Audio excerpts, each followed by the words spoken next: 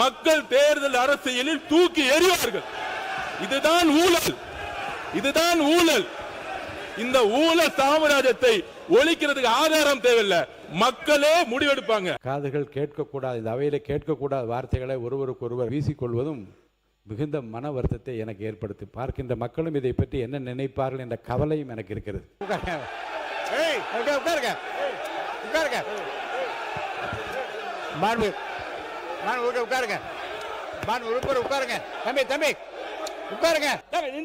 பொதுக்கூட்டமா இது? என்ன பொதுக்கூட்டமா இது? பொதுக்கூட்டமான்னு கேக்குறேன். உங்களை பேச அனுமதிச்சிட்டே இருக்கும்போது பின்னாடி நின்று குரல் கொடுத்து என்ன பொதுக்கூட்டமா நடத்துறோம்? இது அவை அந்த மாண்பை காப்பாத்துங்க, அதுக்குரிய மாண்பை காப்பாத்துங்க. உட்காருங்க.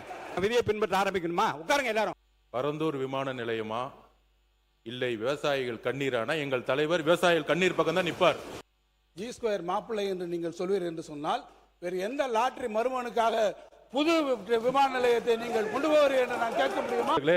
ஆதாரம் இருக்கா? ஆதாரம் இருக்கான்னா 30 வருஷத்துக்கு முன்னாடி யார் யாரெல்லாம் சைக்கிள்ல வந்து அரசியலுக்குள்ள வந்தாங்களோ, இன்னைக்கு யார் யாரெல்லாம் மெடிக்கல் காலேஜ் கட்டியிருக்காங்களோ, யார் யாரெல்லாம் இன்ஜினியரிங் காலேஜ் கட்டியிருக்காங்களோ, யார் யாரெல்லாம் பெரிய பெரிய பங்களா வந்து அரசியல் வந்து பேர் கட்டியிருக்காங்களோ, அங்கதான் உண்மையான ஆதாரம் மக்கள் பார்வையில் இருக்கு. ஆனா இது ஒரு செட்டப்.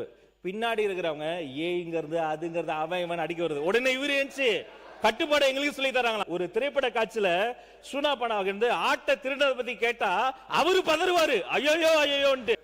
நிறைய பேர் சொல்லுவாங்க என் பேர்ல ஒண்ணுமே இல்ல, ஆனா அவங்களுடைய குடும்பத்துல இருக்கவங்க பேர்ல மெடிக்கல் காலேஜ் இருக்கும், இன்ஜினியரிங் காலேஜ் இருக்கும். இது எல்லாம் எங்க இருந்து வந்துச்சுன்னா, இந்த மாதிரி மலைகளையும் இந்த மாதிரி மைன்ஸ்லயும் பினாமிகளை போட்டு அதுல இருந்து சட்டம் சொல்லுது 10 அடி எடுக்கணும்னா 50 அடி கல் எடுக்கிறது, 50 அடி இடத்துல 200 அடி கல் எடுக்குது. என்னென்ன ஃபைன் போட்டுக்குவாங்க. கூடு சீக்கிரத்துல முதலமைச்சர் பண்ணுவார், எல்லாத்துக்கும் ஃபைனும் போடுவாரு, கைதும் பண்ணுவாரு, எல்லாமே நடவடிக்கை இருக்கும். ஆனால் என்ன சொல்ல வரேன்னா, முதல்ல இந்த அரசியல் ரீதியாக வெற்றி பெற்ற பிறகு முன்னாள் அமைச்சர்களுடைய பினாமியா இருக்கக்கூடிய இந்த மலைகள்லாம் இருக்கு பாருங்களா, மக்களுடைய சொத்துக்களா மாற்றப்படும். அதான் அமைச்சர் வந்து முயற்சி செஞ்சிட்டு இருக்காரு. அப்படி பண்ணும் பொழுது சீல் வைக்கும் போது என்ன ஆயிடுதுன்னா, செயற்கையா ஜல்லியையும் மற்ற ரா மெட்டீரியலையும் அவங்க முடக்குறாங்க. ஏன்னா யார் கண்ட்ரோல் இருக்கு?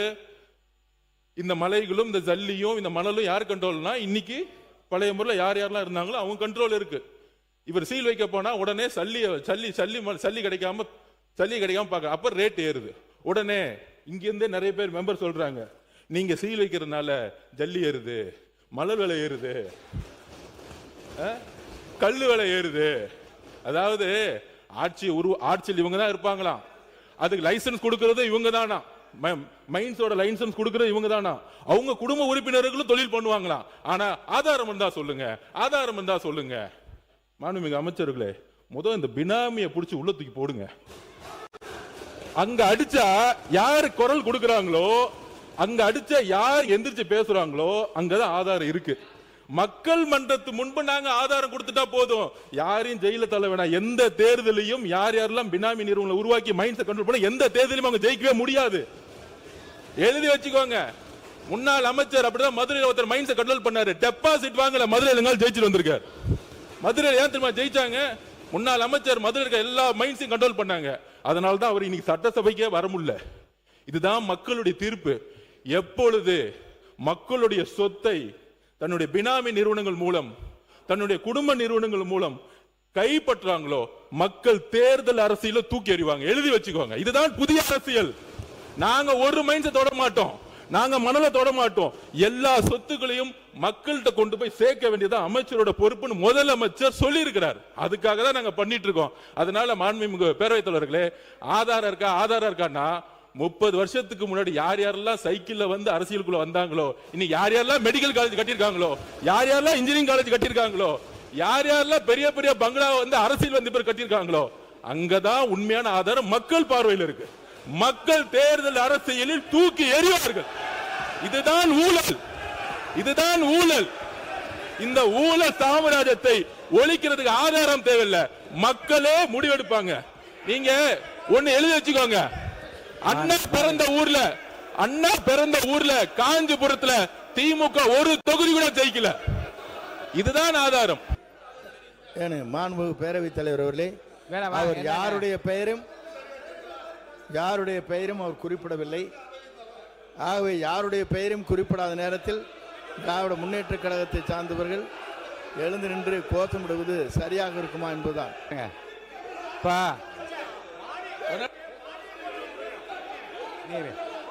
உட்காருங்க உட்காருங்க உட்காருங்க மாண்பு உட்காருங்க மாண்பு உறுப்பினர் உட்காருங்க தம்பி உட்காருங்க நான் பேச உட்காருங்க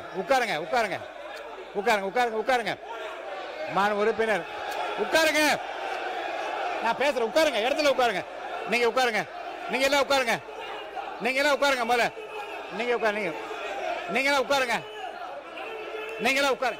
நான் பேசுறேன் உட்காருங்க நீங்களே உட்காருங்க நீங்க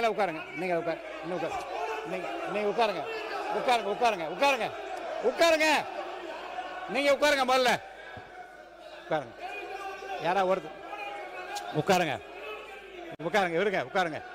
இருங்க உட்காருங்க நீங்க மட்டும் பேசுங்க உட்காருங்க மாண்பு உறுப்பினர்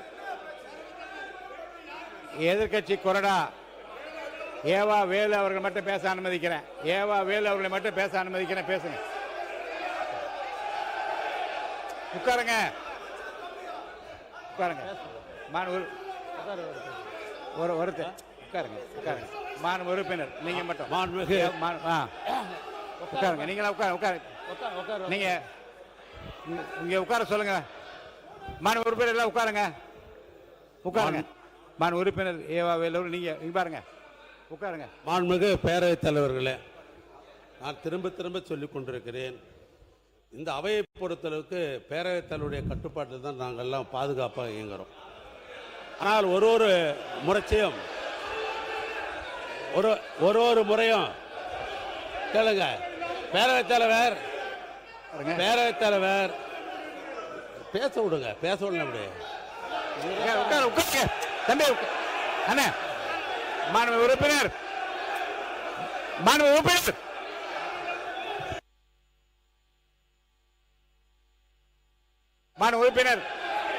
அமைச்சர் பெருமக்கள் கொஞ்சம் கண்ட்ரோல் பண்ணி எல்லாரும் உட்கார வைங்க. உட்காருங்க எல்லாம் உட்காருங்க மாண்பு அமைச்சர் உட்காருங்க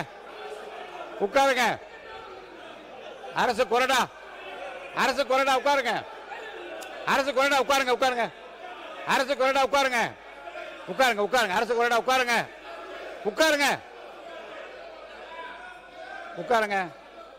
அரசு கொறடா உட்காருங்க அரசு கொறடா உட்காருங்க இருங்க உட்காருங்க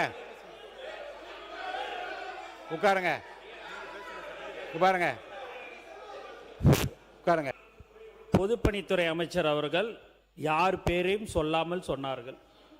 அப்படி பேசியிருக்கும் போது இருங்க அவர் மாண்புமிகு உறுப்பினர் அவர்கள் அவர்தான் முதல்ல அவர் மரியாதை குறைவில்லாமல் பேசினார். இல்ல நாங்க இல்ல பொதுப்பணித்துறை அமைச்சர் அவர்கள் யாரு பேருமே குறிப்பிடாத போது ஏன் நீங்க எல்லாருமே எழுந்திருக்கிறீங்க? எதுக்கு நீங்க இதை பத்தி பேசுறீங்க? அவருடைய கருத்தை சொன்னாரு. அது மாதிரி உங்களுக்கு கருத்து இருந்ததுன்னா நீங்க தாராளமா உங்க கருத்தை சொல்லுங்க, நாங்க அது பதில் சொல்ல தயாரா இருக்கிறோம். எதுக்கு தேவையில்லாம இந்த பேச்சு வர்றதுனால தான் இந்த சபையோடைய எல்லாமே நமக்கு மாண்பு சபாநாயகருக்கு நம்ம சங்கடத்தை உண்டு பண்றோம்ன்றது இந்த நேரத்தில் நான் தெரிவிச்சுக்கிறேன். மதுரையில் முன்னாள் அமைச்சர் அவர்கள் அங்க இருக்கிற குவாரிகள்லாம் கட்டுப்படுத்தி வைத்த காரணத்தினால்தான் இன்றைக்கு அவருக்கு உள்ளே வரவில்லை என்று குறிப்பிடுவது யாரை குறிப்பிடுகிறார்? இப்படி சொல்லிட்டு நான் பேர சொல்லலாம் எப்படி? ஒன்று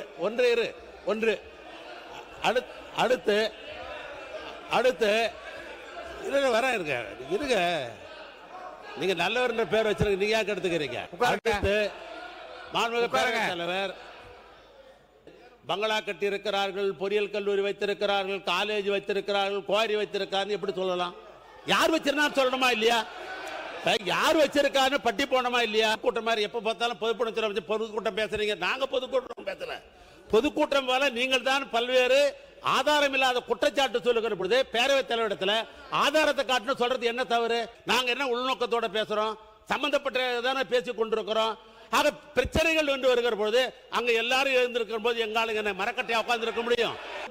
கட்டுப்பாடு இல்லாம நீங்க 19 நீங்க பேசிட்டு எங்க மேல குற்றச்சாட்டு வைக்கிறது எந்த விதத்துல நியாயம்? நான் கேட்கிறேன். அவர்களே, ஆரம்பத்துல இருந்து இதை தான் சொல்றோம், கருத்தால எதிர்கொள்ளுங்க, அவங்க ஆக்கப்பூர்வமா சொல்லட்டும், விமர்சனம் சொல்லட்டும். ஆனா இங்க என்ன நடக்குதுன்னா, கொஞ்சம் கூட சபை மரபு இல்லாம சபாநாயகர் இருக்கும்போது இங்க நடக்கக்கூடிய காட்சிகள் எல்லாருக்கும் தெரியும். இந்த பக்கம்லாம் அமைதியா தான் இவங்க சொல்லாத கருத்தா விமர்சனத்துக்குலாம் பதில் சொல்லிட்டு தான் இருக்கிறோம். ஆனா இது ஒரு செட்டப். பின்னாடி இருக்கிறவங்க ஏங்கிறது அதுங்கிறது அவன் இவன் அடிக்க வருது. உடனே இவரு ஏஞ்சி கட்டுப்பாடு எங்களுக்கு சொல்லி தராங்களாம். கொஞ்சம் திரும்பி அவரை சொல்லிக் கொடுக்க சொல்லுங்க. நான் மீண்டும் இதே தான் சொல்லிக்கிறேன், இது வெற்றி தலைவர் அரசு. இந்த மிரட்டல்களாம் பயப்படுற அரசு கிடையாது. நாகரிகமா பேசணும். சபாநாயகர் உட்கார்ந்து இருக்கிறாரு, எவ்வளவு பேர் எழுந்து நின்று கத்துறாங்க, அவங்கள விட வயசுல பெரியவங்க. இப்போ நான் பேசும்போது அதான் பண்ணி என்ன செய்கை, இது கையில செய்கை பண்றது, எழுந்து நின்னாலே அங்க இருந்து கமெண்ட் பாஸ் பண்றது, மைக்கு வாங்கி ஆக்கப்பூர்வமா பேசுங்க. ஆனா உண்மைக்கு புறம்பா அவர் என்ன சொல்றாரு, மூத்த உறுப்பினர் என்ன சொல்றாரு, நாங்க கட்டுப்பாடு இல்லாம பேசுறோமா, நாங்க பொதுவா பேசுறோமா? முதல்ல நாகரிகமா எப்படி பேசணும்னு அவருடைய உறுப்பினர்களுக்கு சொல்லி தரணும்னு உங்க மூலம் சொல்லிக்கிறோம். ஒண்ணு இந்த விவாதம்.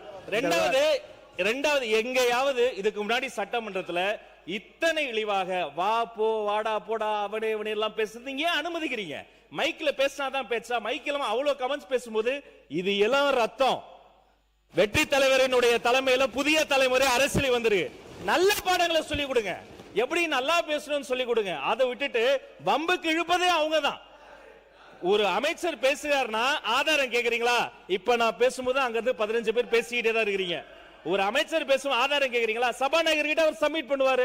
குறிப்பிட்டு பேரை சொன்னாரா, கட்சியை சொன்னாரா? எதுவுமே சொல்லல. ஒரு திரைப்பட காட்சியில சுனா பணம் இருந்து ஆட்ட திருடரை பத்தி கேட்டா அவரு பதறுவாரு, ஐயோன்ட்டு.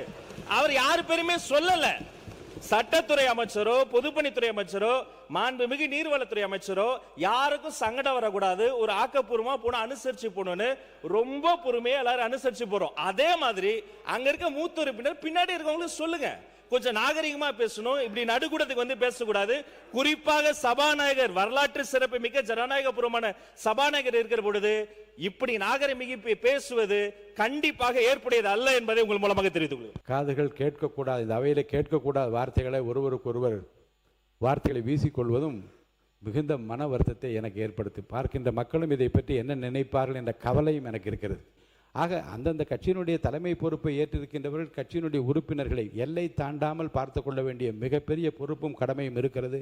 அந்த கடமையை அனைவரும் செய்வீர்கள் என்று நம்பி விவாதத்தை தொடர்ந்து நான் அனுமதிக்கின்றேன். நேற்று நம்ம அன்பு முதலமைச்சர் அவர்கள் 110 விதியின் கீழே ஒன்று கொண்டு வந்தாங்க. பரந்தூர் விமான நிலைய திட்டத்தை இந்த அரசு ரத்து செய்திருக்கிறாங்க.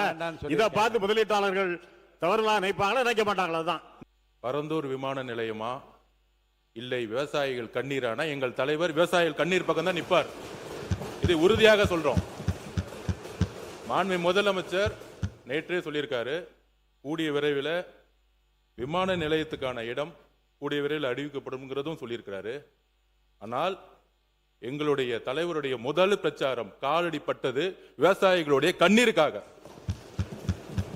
விவசாயத்திற்காக குரல் கொடுக்கும் சொல்லக்கூடிய டெல்டாவில் பிறந்தவர்கள் நாங்கள் சொல்லக்கூடியவர்கள் பரந்தூருடைய விவசாயிகளுக்கு எதிராக, பரந்தூர் மட்டுமல்ல திருவண்ணாமலையில் மேல்மா விவசாயிகளுக்காக குண்ட சட்டம் போட்டது திமுக. அப்ப இன்றைக்கு விவசாயிகள் மட்டுமல்ல ஒட்டுமொத்த நீர்வளமும் எத்தனை ஏரிகள் என்பது இருக்குங்கிறது மூத்த உறுப்பினருக்கு தெரியுமா? கிட்டத்தட்ட 200க்கும் மேற்பட்ட தமிழகத்தில் மிக அதிக ஏரிகள் 381 நிறைந்த மாவட்டம், ஏரிகள் நிறைந்த மாவட்டம். அப்ப 381 ஏரிகளை பத்தி அவங்க பேசினதில்லை, மக்களுடைய குரலுக்கு பேசினதில்லை. நேற்றே தெளிவா சொல்லியாச்சு, சென்னை விமான நிலையத்தோடைய இன்னைக்கு இருக்கக்கூடிய பங்கு என்ன, அதை அடுத்த லெவல்ல கொண்டு போறதுக்கான அரசினுடைய நிலைப்பாடு என்ன எல்லாம் சொல்லியாச்சு. ஆனால் நேற்றிலிருந்து திமுக இந்த விமான நிலையம் இல்லைன்னா தமிழகத்தோட முதலீடே போயிடும், இண்டஸ்ட்ரி டிபார்ட்மெண்ட்டே இருக்காது. முன்னாள் அமைச்சராக இருக்கக்கூடிய இண்டஸ்ட்ரி மினிஸ்டர் திமுக எல்லாரும் சொல்றாங்க. இண்டஸ்ட்ரி வர்றதுக்கு முக்கியமான காரணம் என்ன தெரியுங்களா? Single window system. ஊழல் இல்லாத ஒரு அமைச்சர், ஒரு முதலமைச்சர், ஒரு அரசாங்கம். எந்த நிறுவனம் இருந்தாலும் முதலமைச்சர் இன்னைக்கு நேரடியாக சந்தித்து எந்த இன்வெஸ்ட்மெண்ட் இருந்தாலும் வாங்க, நானே எல்லா துறையிலையும் எந்த விதமான ஹடில்ஸும் இல்லாம சிங்கிள் விண்டோ சிஸ்டத்துல 45 நாள்ல எல்லா பர்மிஷனும் வாங்கி கொடுக்கறோம்னு சொல்லக்கூடியவர் சிஎம். அப்படிதான் ஒவ்வொரு துறையில அவர் நடந்துட்டு இருக்காரு. அதனால நேத்து கூட ஒன்று நடந்துச்சு. இதே அண்ணன் ஆஸ்டின் தான் நம்மளுடைய சட்டமன்ற உறுப்பினர் வேலுமணி அண்ணன் ஜி ஸ்கொயர் நிறுவனத்தை பத்தி சொன்ன உடனே திடீர்னு டக்குன்னு எந்திரிச்சார். அந்த ஜி ஸ்கொயர் நிறுவனத்தை பத்தி ஏன் பேசுறீங்க அப்படின்னு மாண்புமிகு முதலமைச்சருக்கு நாங்கள் கோரிக்கை வைக்கிறோம். இந்த பரந்தூர் விமான நிலையம் பண்ணும் பொழுது டிபிஆர் ப்ராஜெக்ட் அரசுக்கு மட்டும்தான் தெரியும். டீடைல் ப்ராஜெக்ட் ரிப்போர்ட் அரசுக்கு மட்டும் தெரியும். அந்த டீடைல் ப்ராஜெக்ட் ரிப்போர்ட் வரதுக்கு முன்னாடியே ஒரு கட்சி சார்ந்தவர்கள், நான் எந்த கட்சி பேரையும் சொல்லல, ஒரு கட்சி சார்ந்தவர்கள் அந்த நிலத்தை சுத்தி லேண்ட வாங்கி மிகப்பெரிய ரியல் எஸ்டேட் மோசடி நடந்திருக்கு.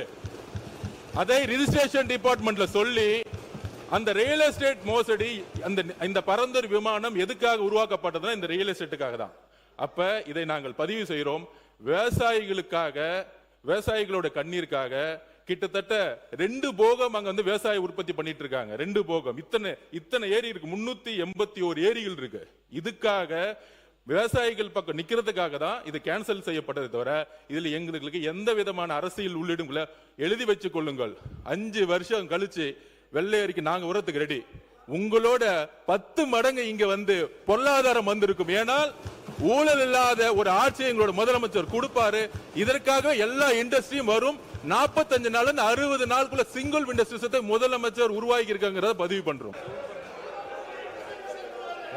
யாரு பேசுறீங்க? யாரா ஒருத்தர் மாண்பு தங்கம் தென்னரசு அவர்கள், மாண்பு தங்கம் தென்னரசு அவர்கள், தங்கம் தென்னரசு அவர்கள் உட்காருங்க. பேரவைத் தலைவர் அவர்களே, விவாதம் பேரவைத் தலைவர் அவர்களே முடிச்சிருங்க. பேரவைத் தலைவர், சட்டத்துறை அமைச்சர் எல்லாத்திற்கும் இங்க பாருங்க, எல்லாத்திற்கும் எந்திரிக்க வேண்டியது. இது ஒண்ணு பிடி பீரியட் இல்ல, எல்லாத்துக்கும் எந்திரிச்சு உட்கார அளவுக்கு. ஜி ஸ்கொயர் மாப்பிள்ளைன்னு சொன்னா என்ன தவறு இருக்கு? ஜி ஸ்கொயர் மாப்பிள்ளைன்னு ஊரே சொல்லுச்சு, என்ன தவறு இருக்கு? இது எல்லாத்துக்கும் எந்திரிச்சு உட்காருக்கு. இது ஒண்ணு பிடி பீரியட் இல்ல, உட்காருங்க, பேசலாம். சட்டத்துறை அமைச்சர் இந்த அளவிலே தன்னுடைய பதிலை, விவாதத்தை கொண்டு போக விரும்புவார் என்றால் I can also pay you in the same currency. G square மாப்பிள்ளை என்று நீங்கள் சொல்வீர் என்று சொன்னால் வேறு எந்த லாட்டரி மருமனுக்காக புது விமான நிலையத்தை நீங்கள் கொண்டு போவீர்கள் என்று நான் கேட்க முடியுமா? உட்காருங்க. அவர்தான் பேசணும். மாண்புமிகு பேச அனுமதிக்கிறேன்.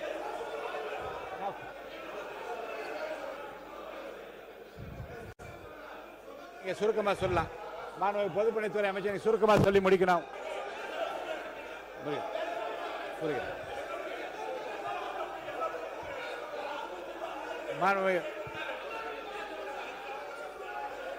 அவருக்கு முடிச்சிட்டுமே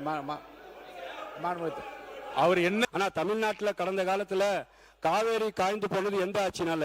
கச்சத்தீவு கைவிட்டு போனதுனால எந்த ஆட்சினால? முல்லை பெரியார் முடங்கி போனது எந்த ஆட்சினால? பாலாறு பாலாகி போனது எந்த ஆட்சினால? ஈழத்தமிழர்கள் பலர் இரையாகி போனது எந்த ஆட்சியில? ஊழல் உற்றுக்கண்ணா பெருகி போனது எந்த ஆட்சியில? கனிம வளம் காணாம போனது எந்த ஆட்சியில? கார் ரேஸ்னு காதுல பூ சுத்தி கஜானாவை காலி செஞ்சது எந்த ஆட்சியில? குடிமக்களை குடிமகனாக மாற்றியது எந்த ஆட்சியில? பட்டினியாக இருந்த பாட்டாளிகளை கிட்னியை திருடினது எந்த ஆட்சியில? பாட்டலுக்கு 10 ரூபான்னு ஊழல் கலாச்சாரம் பரவியது எந்த ஆட்சியில? பார்ட்டி பண்டு பட்டையை கிளப்பினது எந்த ஆட்சியில? போதையால் தமிழக இளைஞர்கள் தள்ளாடியது எந்த ஆட்சியில? 30,000 கோடி ஊழல்னு முணுமுணுத்த முன்னாள் அமைச்சர் எந்த ஆட்சியில? முதலீட்டுகளை ஈர்ப்பதாக கூறி வெளிநாடு முதலீடு செய்து எந்த ஆட்சியில? சட்ட ஒழுங்கு சீர்திருத்தி சந்தி சிரிச்சது எந்த ஆட்சியில? சுயநலத்துக்காக சாலை முதல் சத்துண முட்டை வரை ஊழல் நடந்தது எந்த ஆட்சியில? மக்கள் பணத்தை மைனர்கள் மஞ்ச குளித்தது எந்த ஆட்சியில? தமிழர்கள் தாரை தாரையாக கண்ணீர் வடித்தது எந்த ஆட்சியில? அலைக்கட்டு ஊழல் நடந்தது எந்த ஆட்சியில? ஆக மொத்தத்துல தமிழ்நாடு நாசமா போனது தீய சக்தி ஆட்சியிலே. பாருங்க, எந்த ஆட்சியில் தான் அவர் கேட்கிறாரு. விடுங்க, உட்காருங்க, பேசுங்க, முடிங்க. ஆனா தலைவர் ரொம்ப தெளிவா சொல்றார், யார் தப்பு செஞ்சாலும், யார் தப்பி செஞ்சிருந்தாலும், யார் தப்பு செஞ்சு கொண்டு இருக்கிறாங்களோ கண்டிப்பாக நடவடிக்கை எடுக்கப்படும். மாண்புமிகு பேரவைத் தலைவர் அவர்களே, கண்ணுக்கு மையழகு, கவிதைக்கு தமிழ் அழகு, தமிழ்நாட்டுக்கு தாவேக அழகு, தமிழருக்கு எங்கள் தங்க தளபதி அழகு, தீய சக்திக்கு தீகார் சிலை அழகு அழகுன்னு சொல்லி அன்னை நாடு குடும்ப ஆதிக்கத்தை ஒழிப்பு எங்களுக்கு அளித்த பரிசு கேலியும் கிண்டலும். எண்ணிய முடிதல் வேண்டும், நல்லவை எண்ணம் வேண்டும், திண்ணிய நெஞ்சம் வேண்டும், தெளிந்த நல் அறிவு வேண்டும், பண்ணிய பாவம் எல்லாம் பனிதமுள் பணியை போல நன்னும் நிற்பாக்கண்ணும் நசித்திட வேண்டும் இறைவா என்று இறைவாக்கு நன்றியை சொல்லி, பேரவைத் தலைவர்களுக்கு நன்றியை சொல்லி, முதலமைச்சருக்கு நன்றியை சொல்லி, அமைச்சர்கள் நன்றியை சொல்லி, வாய்ப்பளித்த அத்தனை நல்லுள்ளங்களுக்கும் என் நேரத்தை கருதி நன்றி பாராட்டி விடைபெறுகிறேன். தமிழ்நாடு முஸ்லீம் லீக் பேரே பதியப்பட்டிருக்கு. எவ்வளவு வருத்தப்படுறேன், வேதனை கஷ்டம் இல்லையா?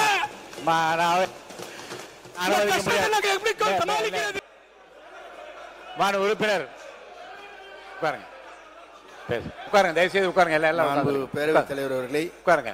இதற்கு ஒரு முற்றுப்புள்ளி வைத்து அவை உறுப்பினர் பேசியது தவறாக இருக்குமேயானால் அதை நீங்கள் அவை கண்டிப்பா உறுதியா நீக்குவேன். அவை முன்னவரவர்கள் அதற்கான நடவடிக்கை மேற்கொள்ளும். அரசியல் ரீதியான பிரச்சனையாக இருந்தால் அரசியல் ரீதியாக பேசலாம், மோதிக்கொள்ளலாம், மணிகணக்கில் கூட பேசலாம். கூட்ட மேடையில பேசுவது போல பேசாம முன்னாள் முதலமைச்சர் அதை தான் வலியுறுத்தி கொண்டே இருக்கிறார். ஆனால் ஒரு ஒரு ஒரு சுமூகமாக போக வேண்டிய ஒரு சமுதாய பிரச்சனையை பேசும் பொழுது, மத சம்பந்தப்பட்ட பிரச்சனையை பேசும் பொழுது பேசுபவர்களும் வார்த்தையை பார்த்து பேச வேண்டும், கேட்டுவிட்டு பதில் சொல்பவர்களும் வார்த்தையை பேசினால்தான் வெளியில் இருப்பவர்களுக்கு ஒரு பாதுகாப்பான நிலையை சட்டமன்றம் விரும்புகிறது என்ற பொருள். அதன் அடிப்படையில் தான் மாண்புமிகு மதுரை உறுப்பினர் பேசும் பொழுது திமுக சொன்னார் என்று வார்த்தையை மட்டும் பிடிச்சுக்கிறது. பிளீஸ், அந்த வார்த்தைக்கு ஒரு ஆட்சேபனை தெரிவித்துமே தவிர அவர் பேசுவதில் நாங்கள் தலையிடவில்லை. அதன் பிறகு சகோதரி பேசினார். அவர்கள் தரப்பு அப்படி என்றால் நாங்கள் இஸ்லாம் மக்களுக்கு செய்த சலுகைகளை சொல்லுகிறோம். எனவே இரண்டு ஒளிபரப்பாய் கொண்டிருக்கிற நேரத்தில் ஏற்பட்ட இடர்பாடை தவிர தயவு செய்து என்றைக்கும் திராவிட முன்னேற்ற கழகம் இஸ்லாம் மக்களுக்கு பாதுகாப்பாளன் என்பதை பதிவு செய்து அடுத்த கட்ட நடவடிக்கை. பேரவைத் தலைவர் அவர்களே, நீங்க பாத்தீங்கன்னா இங்க நான் தவறா பேசியிருந்தா கேட்டுக்கோங்க. ஒரு நிமிஷம் சொல்லிடுறேன். உங்களை நான் அனுமதிக்க நீங்கள் மேற்கொண்டு பேசுகிற விடயங்கள் ஆதாரபூர்வமாக இருந்தால் இருங்க, ஆதாரத்தை என்கிட்ட காட்டி விட்டு பேச நான் அனுமதி அளிக்கிறேன். இருங்க, உட்காருங்க, இருங்க. அதுக்குள்ள மாண்புமிகு உறுப்பினர் தமிமுன் அன்சாரி அவர்கள், அது திராவிட முன்னேற்ற கழகமாக இருந்தாலும் சரி, அண்ணா திராவிட முன்னேற்ற கழகமாக இருந்தாலும் சரி, அதுக்கு முந்தைய காங்கிரஸ் ஆட்சியாக இருந்தாலும் சரி, தமிழ்நாட்டில் ஆட்சி செய்கின்ற போது மதக்கலவரங்களை அவர்கள் ஒடுக்கியிருக்கிறார்கள், கட்டுப்படுத்தியிருக்கிறார்கள், மதவாதத்தை தடுத்திருக்கிறார்கள். எல்லாவற்றையும் நாம் பாராட்டுகின்றோம், மனதார ஏற்கின்றோம். ஏனென்று சொன்னால் சிறுபான்மை மக்கள் சவளை பிள்ளைகள். தங்களுக்கு யார் ஆதரவாக இருந்தாலும் அரவணைப்பாக இருந்தாலும் அவர்களை கொண்டாடுவார்கள். இந்த நிலையில ஒரு பாராட்டையும் நன்றி நான் தெரிவிக்க கடமைப்பட்டிருக்கின்றேன். ஏனென்று சொன்னால் சூழ்நிலையை புரிந்து கொண்டு மாண்புமிகு அமைச்சர் அவை முன்னவருடைய வேண்டுகோளையும் ஏற்று, அண்ணன் செங்கோட்டையன் அவருடைய வேண்டுகோளையும் ஏற்று சர்ச்சைக்குரிய விஷயங்களை அவை குறிப்பிலே நீக்கிவிட்டோம் என்று சொல்லிவிட்டீர்கள், வரவேற்கிறேன். கூடுதலாக ஒரு செய்தி, சர்ச்சை அல்ல, இங்கே நம்முடைய பாட்டாளி மக்கள் கட்சி சகோதரர் கணேஷ் பதிவு செய்தார். இந்த முஸ்லிம்களுடைய இடஒதுக்கீட்டுக்காக அதிகமான மண்டல மாநாடுகளை நடத்தியவர்கள் நாங்கள் என்று சொன்னார். அது உண்மை. அதே போன்று களத்தில் மிகப்பெரிய போராட்டங்களை நடத்தியது தமிழ்நாடு முஸ்லிம் முன்னேற்ற கழகமும், அதனை அடுத்து தமிழ்நாடு தௌஹீத் ஜமாத் என்பதும் வரலாறு. இதே பேரவையில கலைஞர் அவர்கள் இருந்த பொழுது இதே கோரிக்கையை வலியுறுத்தி இந்திய தேசிய லீக்குடைய முன்னாள் தலைவராக இருந்த மரியாதைக்குரிய சம்ஸ்ரே மில்லத் அவர்கள் பேசினார்கள். பாட்டாளி மக்கள் கட்சியுடைய தலைவராக இருந்த ஜி கே மணியண்ணன் பேசினார்கள். காங்கிரஸ் கட்சியில இருந்த அண்ணன் ஹாரூன் எம்பி அவர்கள் பேசினார்கள். இப்படி பலரும் பேசியிருக்கிறார்கள். 2006 ஜெயலலிதா அம்மா அவர்கள் முதலமைச்சராக இருந்த போது இதற்காக ஒரு ஆணையத்தையும் அமைத்தார்கள். எல்லாருடைய வேண்டுகோளையும் ஏற்று கலைஞர் அவர்கள் நீண்ட காலமாக இந்த மக்களுடைய வலியை புரிந்து கொண்ட காரணத்தினால, இயல்பாக அந்த சமுதாயத்தோடு ஒரு பிணைந்த உறவு வைத்திருந்த காரணத்தினால அவர் 2007 ஆண்டு இந்த முஸ்லிம்களுக்கு 3.5% கிறிஸ்தவர்களுக்கு 3.5% கொடுத்தார்கள். பேரவைத் தலைவர் அவர்களே, பேரவை அதுக்குள்ள போல பேரவையோட மாண்பை நான் கடைபிடிக்கிறேன். அன்பார்லிமெண்ட் வேற இந்த பேரவையில பயன்படுத்தக்கூடாது. நான் வந்து ஏத்துக்கிறேன். நான் கேட்கிறேன், மானிய கோரிக்கைக்குள்ள வந்துருங்க. மானிய கோரிக்கைக்குள்ள வரேன். பாருங்க, பேரவைத் தலைவர் அவர்களே, ஒரு தவறான வார்த்தை அந்த அவையில பேசினாலே இந்த அவையில இருந்து நீக்கிறீங்க. லைவ்ல போயிருதேன்னு சொல்லி கவலைப்படுறாங்க எதிர்கட்சிக்காரங்க. என்ன லைவ்ல போயிருச்சு, ஏன் நீங்க வந்து பாத்தீங்கன்னா ஆய்வுக்கு உட்படுத்தி நீக்குங்கன்றீங்க. ஒரு வார்த்தையே தவறு. ஏன்னா அந்த நாட்டில் வந்து பாத்தீங்கன்னா மாற்றுத்திறனாளிகள் அழகான பேர் வைக்கிறோம். புரியுதா உங்களுக்கு? நீங்க வந்து பாத்தீங்கன்னா எவ்வளவோ விஷயத்துக்கு நல்ல நல்ல பேரை வைக்கக்கூடிய விஷயம் இருக்கட்டும். யார் வேணா வைக்கட்டுங்க, யார் வேணா வைக்கட்டும், பேர் வைக்கட்டும். ஆனா நான் ஒரு சமுதாயத்தில் பிறந்திருக்கிறேன், ஒரு சமுதாயம் சார்ந்தவனா இருக்கிறேன். 1999 என்னை பார்த்து, என் சமுதாயத்தை பார்த்து இஸ்லாமிய மக்கள் எவ்வளவு பாதிக்கப்பட்டிருப்பாங்க. என் உணர்வை பேசுறேன், என் உணர்வை பேசுறேன். எங்க அண்ணன் தமிழ் அன்சாரியும் பேராசிரியர் ஜவஹர்லால் அவர்களும் இது இல்லாத மாதிரி பேசுறாங்க. தமிழ்நாடு முஸ்லீம் லீக் பேரே பதியப்பட்டிருக்கு. எவ்வளவு வருத்தப்படுறேன், வேதனை சொல்றதுக்கு கஷ்டம் இல்லையா? மேற்கொண்டு நான் அனுமதிக்க முடியாது. இல்ல உங்க உணர்வை நான் மதிக்கிறேன். இல்ல இருங்க. இல்ல மீண்டும் மீண்டும் இல்லைங்க, மீண்டும் 1990 நீங்க ஞாபகப்படுத்தி யாரையும் வேதனைப்படுத்த வேண்டாம், யாரையும் குற்றப்படுத்த வேண்டாம், யாரையும் காயப்படுத்த வேண்டாம். நடந்தது நடவையாக இருக்கட்டும், இனி நடக்க போது நல்லவையாக இருப்பதற்கு என்ற அந்த கருத்துக்களை மட்டும் மானிய கோரிக்கைகள் பேசுமாறு நான் கேட்டுக்கொள்கிறேன். உறுப்பினர் மானிய கோரிக்கை மீது பேசுங்க.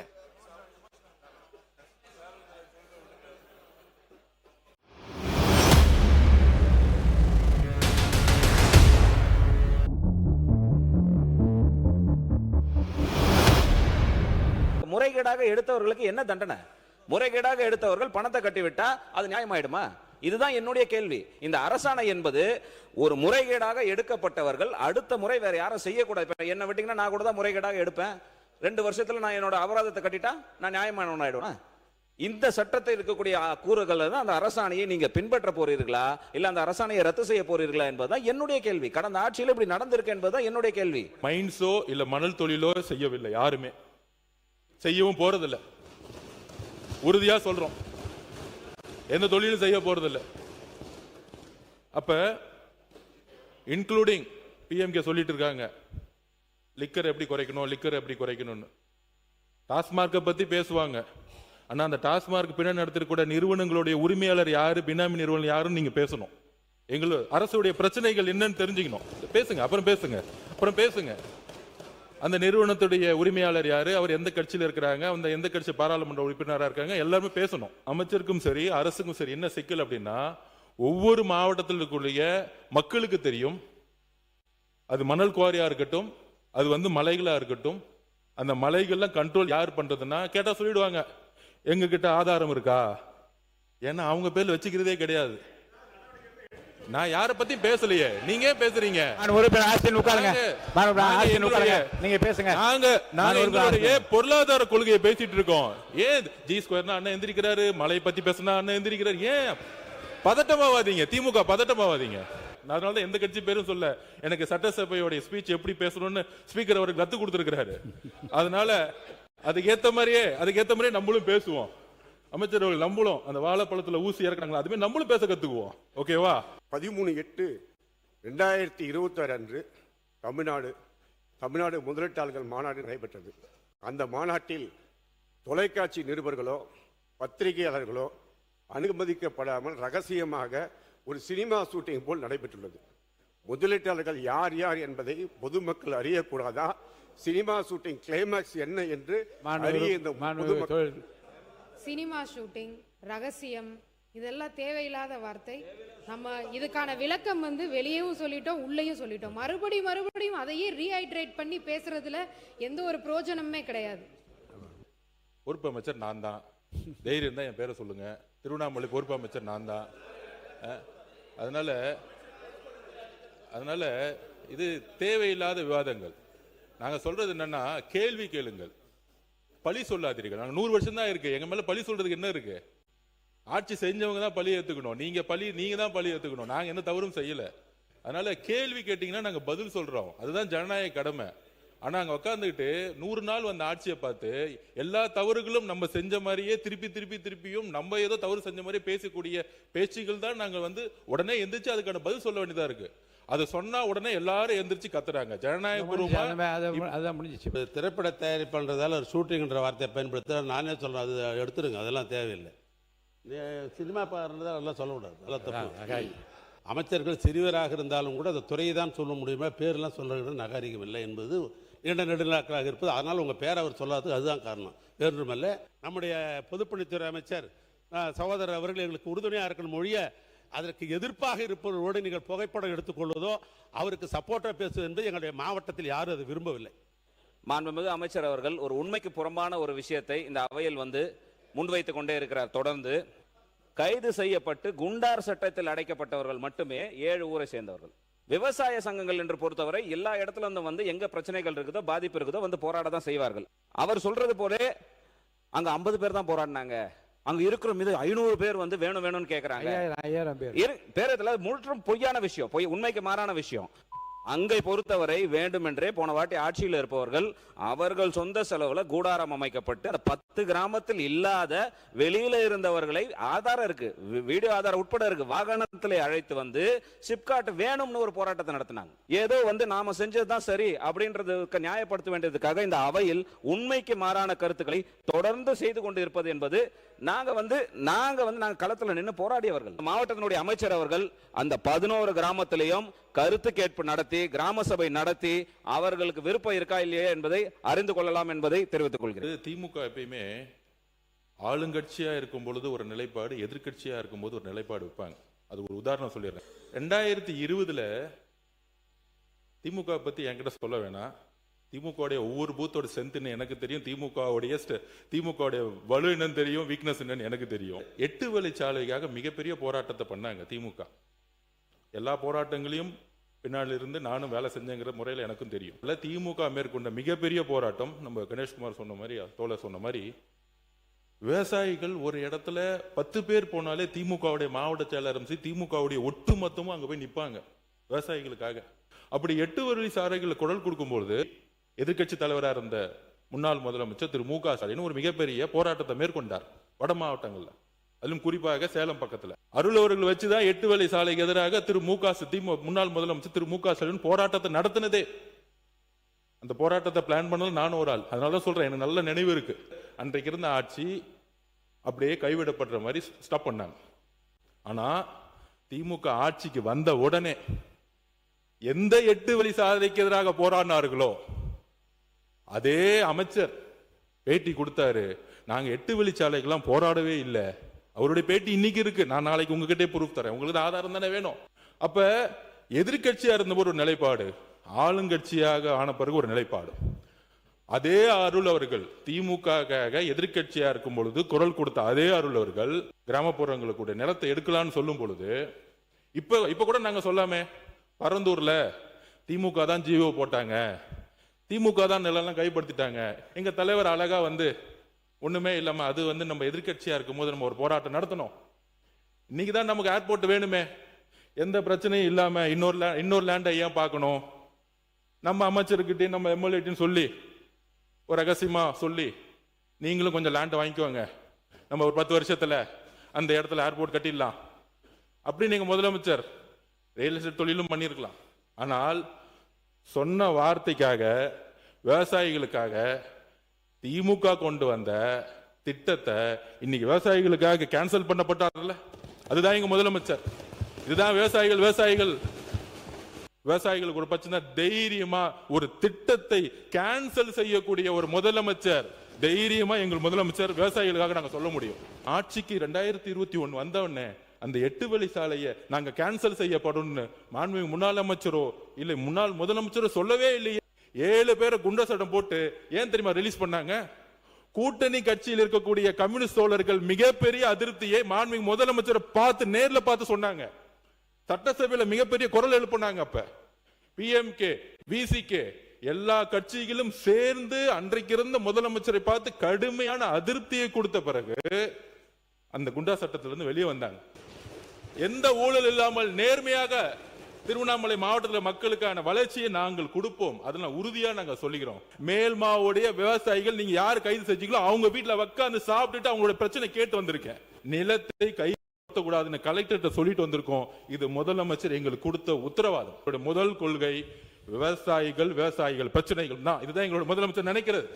இப்போ ஒரு தகவல் சொல்லிக்கிறேன் மாண்புமிகு பேரவைத் தலைவர்களுக்கு. மதியானம் 12:30 மணிக்கு பரந்தூர்ல இருந்து எல்லா விவசாயிகளும் எங்களோட முதலமைச்சரை வந்து பார்த்தாங்க. அதனால தான் நாங்க ஒரு பிரேக் எடுத்துட்டு போனோம். நானு, மூத்த அமைச்சராக கூடிய ஆனந்தன், நிர்மல்குமார் அவர்கள் எல்லாரும் போனோம்.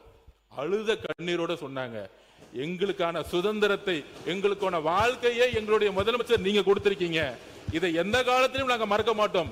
இது பரந்தூர் மக்களுடைய விவசாய பிரச்சனை மட்டுமில்ல, இது மேல்மாலிருந்து ஒட்டுமொத்த விவசாயிகளுக்கான குரலாக இந்த ஆட்சி இருக்கும். அதே நேரத்தில் இண்டஸ்ட்ரி பாலிசியும் மிகப்பெரிய ஊழல் இல்லாமல் உருவாக்கும். இதுதான் நாங்க பதிவு பண்ணோம். இப்ப நீங்க நெடுஞ்சாலைத்துறை அமைச்சரா வந்திருக்கிறீங்க.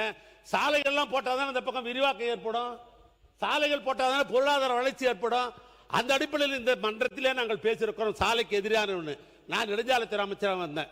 ஈஸ்வரன் தான் கேள்வி கேட்டார். அதையும் சொல்றேன், ஈஸ்வரன் சட்டமன்ற உறுப்பினர் என்ன இந்த 10 வழிச்சாலை போட போறீங்களா இல்லையான்னு கேட்டார். நான் சொன்னேன் 10 வழிச்சாலை அதிகமாக நிலம் எடுக்கிற நிலைமை இருக்கிறதா, அது குறுகிற இடமா இருந்தால் பரவாயில்லைன்னு நாங்கள் நினைக்கிறோம். இருந்தாலும் எங்களுடைய தோழமை கட்சி தலைவர்கள்லாம் நீ ஒத்துக்கொண்டால் கூப்பிட்டு பேசி விவசாயிகள் அதிருப்தி எல்லாம் போடலாம் என்று கருதுகிற மொழிய ஆக எதிர்ப்பாக என்று தான் நான் பதிவு பண்ணியிருக்கிறேன். மேல்மாசிப் காட்டு விவசாயிகளை வந்து குண்டர் சட்டத்தில் அடைச்சாங்கன்னு சொன்னாங்க.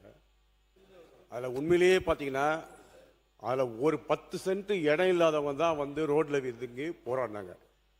இல்ல ஒரு நிமிஷம் நான் சொல்லிடுறேன். விவசாயிக்கு லேண்ட் இருக்கா இல்லையான்னு முக்கியம் இல்ல, அது வந்து விவசாய கூலியாளர் இருக்கவங்க கூட வந்து போராடலாம். அது வந்து லேண்ட் வச்சிருக்க ஓனர் தான் போராடணும் கிடையாது. இல்ல நடவடிக்கை எடுப்பேன், காட்டாதீங்கன்னு சொன்னா மூடுங்க, அதை நடவடிக்கை எடுப்பேன். எத்தனை கோடி விவசாயில கோடி பேர்ல எத்தனை பேருக்கு லேண்ட் இருக்குன்னு நினைக்கிறீங்க நீங்க? அப்படி பார்த்தா வந்து லேண்ட் இருக்கும் தான் போராடணுமா? விவசாயிகள் எங்கள் வந்து விவசாய நெல்ல விதைய ஊன்றவங்களே விவசாயி தான், அதுல லேண்ட் இருக்குன்னு அவசியம் கிடையாது. இது கூட திமுக உங்களுக்கு தெரியாதா? பிறகு 1989 முத்தமிழர் கலைஞர் அவர்கள் ஆட்சி வரும்போதுதான் தவறான செய்தி விருங்க. ஒரு பைசா குறைக்க வேண்டும் என்பதற்காகத்தான் பெருமாநல்லூர் பெரிய போராட்டம் நடந்து 24 மணி நேரம் நெடுஞ்சாலையில் வண்டிகளே வாகனம் ஓட முடியவில்லை. அப்போதுதான் 13 பேர்கள் சுட்டுக்கொண்ட தூபி அங்கே இருக்கிறது. 4 மாதமாக எனது தொகுதி திருவிடைமருதூரில் கூட கால்பந்து போட்டி, கபடி போட்டி, கிரிக்கெட் போட்டி நடத்துகிற பொழுது காவல் நிலையங்களில் அனுமதி கேட்டு நோட்டீஸ் தந்ததற்கு பிறகும் 1 மணி நேரத்திற்கு 5000 ரூபாய் 6000 ரூபாய் என்று கட்டணம் வசூலிக்கப்படுகிறது. அப்படி ஒரு சுற்றறிக்கை கிடையாது. தமிழ்நாட்டில் எந்த காவல்துறையும் விளையாட்டு போட்டிகளுக்கு அனுமதி அளிப்பதற்கு எந்த விதமான பணமோ வேற எந்த விதமான உத்தரவோ தேவையில்லை. சட்டம் ஒழுங்கை பாதுகாக்குவதற்கு காவல்துறை அனுமதி அளிக்கணுமே தவிர பணத்தை கேட்க வேண்டிய அவசியம் கிடையாதுங்கிறதை நான் பதிவு பண்ணிக்கிறேன். உடனடியாக நாங்கள் அதை வந்து நடவடிக்கை எடுப்போம் பதிவு பண்ணுவோம். அதிமுக 6 ஆண்டு காலம் ராஜ்யசபா எம்பியாக இருந்து தேமுதிகவுக்கு போய்விட்டு இப்பொழுது திமுகவில் இருந்து இருந்து கொண்டு இப்பொழுது பேசிக் கொண்டிருக்கிறார். ஆக என்ன உறுப்பினர் உட்காருங்க, உறுப்பினர் ஜலவாசி உட்காருங்க. வேண்டாம் உறுப்பினர் தேவையில்லாதவர்களுக்கு முடிஞ்சிச்சு, விடுங்க, உட்காருங்க. நீங்க உறுப்பினர் கே என் நேரு அவர்கள், உறுப்பினர் கே என் நேரு அவர்கள் உட்காருங்க. பேரவைத் தலைவர் அவர்களே, தேவையற்ற உறுப்பினர் உட்காருங்க.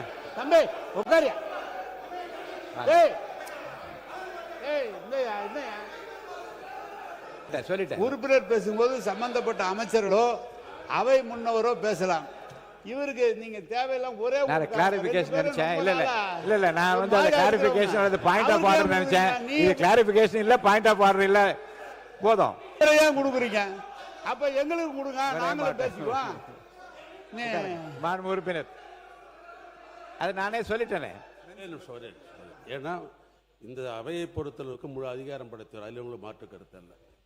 எங்களுடைய உறுப்பினர்கள் பேசுகிற பொழுது அளவாய் சுந்தரம் என்று ஏதாவது ஒரு பெயரை அவர் குறிப்பிட்டிருப்பார்கள், அவர் வந்து என்ன சொல்றீங்களா அவர் கேட்கறதுக்கு ஒரு வாய்ப்பு இல்ல. ஒரு நானே கிளாரிபிகேஷன் தான் கேட்கறேன்னு நினைச்சேன். ஏன்னா விவரமா பேச அவர் விவரமா பேசக்கூடிய கிளாரிபிகேஷன் கேட்கிறாரு அப்படின்னு தான் நான் அவர் அலோவ் பண்ணேன். ஆனா எதுவுமே இல்லாத பொழுது இப்படி சொன்னோம்னா சட்டசபை நடத்த முடியாது. எதிர்க்கட்சி தலைவர்கள் பேசும்போதுதான் எங்களுடைய உறுப்பினர் அண்ணன் நாசன் அவர்கள் குறுக்கிட்டு பேசுவார்.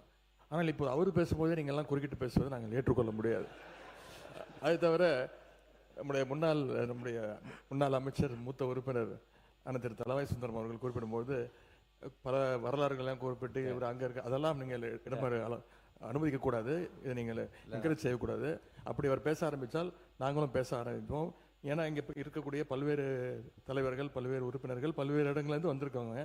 இப்போ எங்கே இருக்காங்களோ அங்கே அவங்க உண்மையாக பணியாற்றி கொண்டிருக்கிறாங்க. மாண்பு எதிர்க்கட்சியாளர்களும் மற்ற உறுப்பினர்களுக்கும் அவர் கையை உயர்த்திய போது ஒரு கிளாரிஃபிகேஷன் கேட்கிறார் என்று நினைத்தான், அனுமதித்தான், அல்லது பாயிண்ட் ஆஃப் ஆர்டரா என்று பார்த்தேன். அது தேவையற்ற விவரங்களை நீங்கள் தெரிவித்தால் அது மாண்பு அமைச்சர் ஆஸ்டின் அவர்கள் இந்த பதில் சொல்வதை பற்றி அந்த குறிப்பு வந்து மாண்பு உறுப்பினர் நீங்கள் சொல்லி அந்த கருத்து தேவையற்றது என்று நான் கருதுகிறேன். தொடர்ந்து பேசலாம். மாண்புமிகு எதிர்க்கட்சி தலைவருக்கு நன்றி. இன்னைக்கு தான் அவரே ஒத்துக்கிட்டாரு.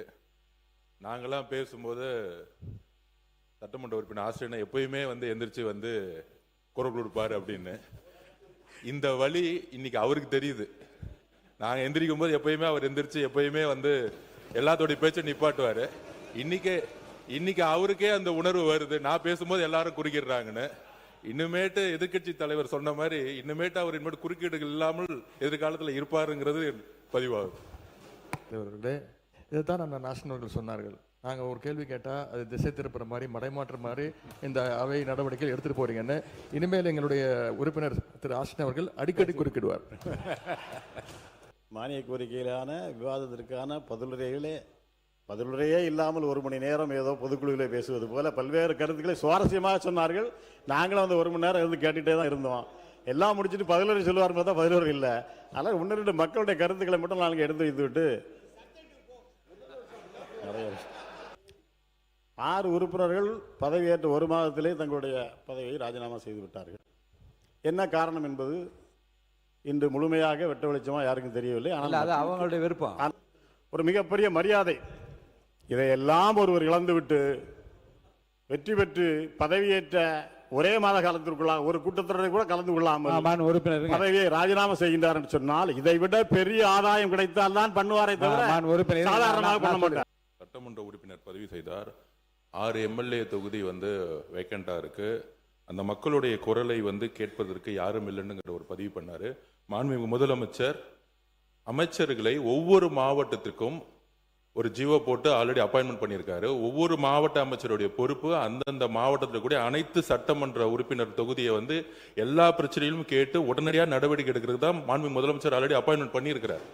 அதனால அந்த 6 தொகுதியிலும் சட்டமன்ற உறுப்பினர்கள் இல்லைன்னாலும் பொறுப்பு அமைச்சர்கள் 234 தொகுதியும் என்னென்ன தேவைகள், குடிநீர் பிரச்சனை என்னென்ன தேவைகளோ அது அந்தந்த அமைச்சர்களுடைய நேரடி கண்காணிப்பில் முதலமைச்சருடைய அலுவலும் முதலமைச்சரும் நேரடியாக கண்காணிப்பில் இருக்கிறாருங்கிறத நாங்கள் பதிவு செய்கிறோம். திருப்பியும் அவர் அரசியல் பக்கமே வந்துட்டு இருக்காரு. மானிய கோரிக்கை விவாத பக்கம் வரமாட்டேங்கிறாரு. தலைவர்களே, இந்த பொறுப்பு அமைச்சருங்கிறது எல்லா அரசுலையும் எல்லா முதலமைச்சர்களும் எடுக்கக்கூடிய நடவடிக்கை தான். என்னுடைய சட்டமன்ற உறுப்பினர் கேட்பது அந்த 6 சட்டமன்ற உறுப்பினர்கள் எந்த ஒரு கூட்டத்தொடரில் கூட கலந்து கொள்ளாம தன்னுடைய பதவி ராஜினாமா பண்ணிட்டாங்க. யாரையும் அவர் குற்றம் சாட்டல, அது மக்களுடைய முடிவுக்கு அவர் விட்டு விட்டார். ஆஸ்டின் அவர்கள் இங்கே குறிப்பிட்டார்கள் 6 சட்டமன்ற உறுப்பினருடைய குறைகள் என்ன இருக்கிறது என்பதை எங்களை போன்ற அமைச்சர்கள் அங்கே சென்று மக்களை கூட்டி மனுக்களை பெற்று அதற்கான நடவடிக்கை மேற்கொண்டு வருகிறோம் என்பதை நடக்கிறது. நீங்க இப்போ மட்டும் சொன்ன மட்டும் எப்படி நடந்துரு ஒரு நாள்லாம் நடக்க முடியாது. எந்த அமைச்சர் போய் ஒரே நாளில் வந்து மக்களுடைய தொகுதி பிரச்சனை பேச முடியும்? எனக்கு ஒரு சட்டமன்ற உறுப்பினர் இருந்தால் தான் அவர்கள் வந்து அந்த தொகுதியில் போய் பார்த்து மக்களை பார்த்து மக்களுடைய பிரச்சனையை கொண்டு வந்து அரசுடைய கவனத்தை கொண்டு வராங்க, அமைச்சருடைய கவனத்தை கொண்டு வராங்க. பொறுப்பு அமைச்சர் என்பது ஒரு நாள் போவார், கொடுக்குற மனுவை தான் வாங்கி பரிசீலிக்க முடிய அந்த பொறுப்பு அமைச்சர் வந்து அந்த தொகுதியில் இருக்கின்ற மக்களுடைய பிரச்சனை முழுவதும் அறிந்து கொள்ள முடியாது என்ற அடிப்படையில் தான் அந்த சட்டமன்ற உறுப்பினர் தேவை. தேர்தல் நடத்த வேண்டுமா எங்களுடைய ஆர்வம், அதிலே மாற்று கருத்து கிடையாது. அதிலே நாங்கள் வெற்றி பெறுவோம், அதிலேயும் மாற்று கருத்து கிடையாது. அத்தனை பேரும் வெற்றி பெறுவார்கள். மாண்பு இது வந்து விவாதம் வேற மாதிரி போகுது, திசை மாறி போகுது. நீதிமன்றத்தில் வழக்கு இருக்கு. நான் தான் சொன்னேன் வழக்கு இருக்கு. இல்ல நான் சொல்லிட்டேன் வழக்கு இருக்கு. என்னது பேரவைத் தலைவர் அவர்களே, வெற்றி பெற்ற பிறகு தங்களை சந்தித்து ஒரு மனு கொடுக்கின்றார். அந்த நிகழ்ச்சியிலே ஒரு சட்டமன்ற உறுப்பினர் பங்கு பெறுகிறார். அந்த சட்டமன்ற உறுப்பினர் அடுத்த நாள் ராஜினாமா பண்ண உடனே முதல் மாடியில் போய் ஒரு வழக்கு மன்றத்தில் இருக்கிறது. இல்ல இதை பற்றி இந்த விவரங்கள்லாம் வழக்கில் இருக்கிறது. இந்த நீங்க சொல்ற இந்த விவரம் வழக்கில் அதை பற்றி பேசுற அனுமதி இல்லை, அவைக்குள் நீக்குகிறேன். நீங்க சொல்ற ஒரு கருத்து இல்ல இல்ல இல்ல இல்ல இல்ல அப்படி இல்ல. நீங்க வழக்கு இல்லைங்க, வழக்கில் இந்த பிரச்சனை நீங்க சொல்லியிருக்கீங்க. இந்த வழக்கில் இந்த பிரச்சனை குறித்து இருக்கு இல்ல நீங்க இல்ல இல்ல அதெல்லாம் ஒன்றும் பாருங்க இல்ல இல்ல இல்ல இல்ல உணர்ச்சி வசப்படா இல்லைங்க, இல்லை உணர்வு இல்லைங்க, இல்லை உணர்ச்சி வசப்படாது, நிதானமாக பேசுங்க. உங்கள் கருத்தை நிதானமாக சொல்லுங்க. வழக்கு மன்றத்தில் இருக்கிறது. இந்த வழக்கு சம்பந்தமான விவரங்கள் அது வழக்கு சம்பந்தமான விவரங்கள் அதில் இருக்கிறது. இருங்க, வழக்கு முடிந்தவுடன் தேர்தல் கமிஷன் எப்போது தேர்தல் மாண்புமிகு அவை முன்னவர் மாண்புமிகு அவை முன்னவர் உட்காருங்க. நான் சொல்லிடுறேன். நான் மாணவர் இல்ல முன்னவர் சொல்றேன் முன்னவர் இது கருத்து சொல்லிட்டீங்க, போதும்.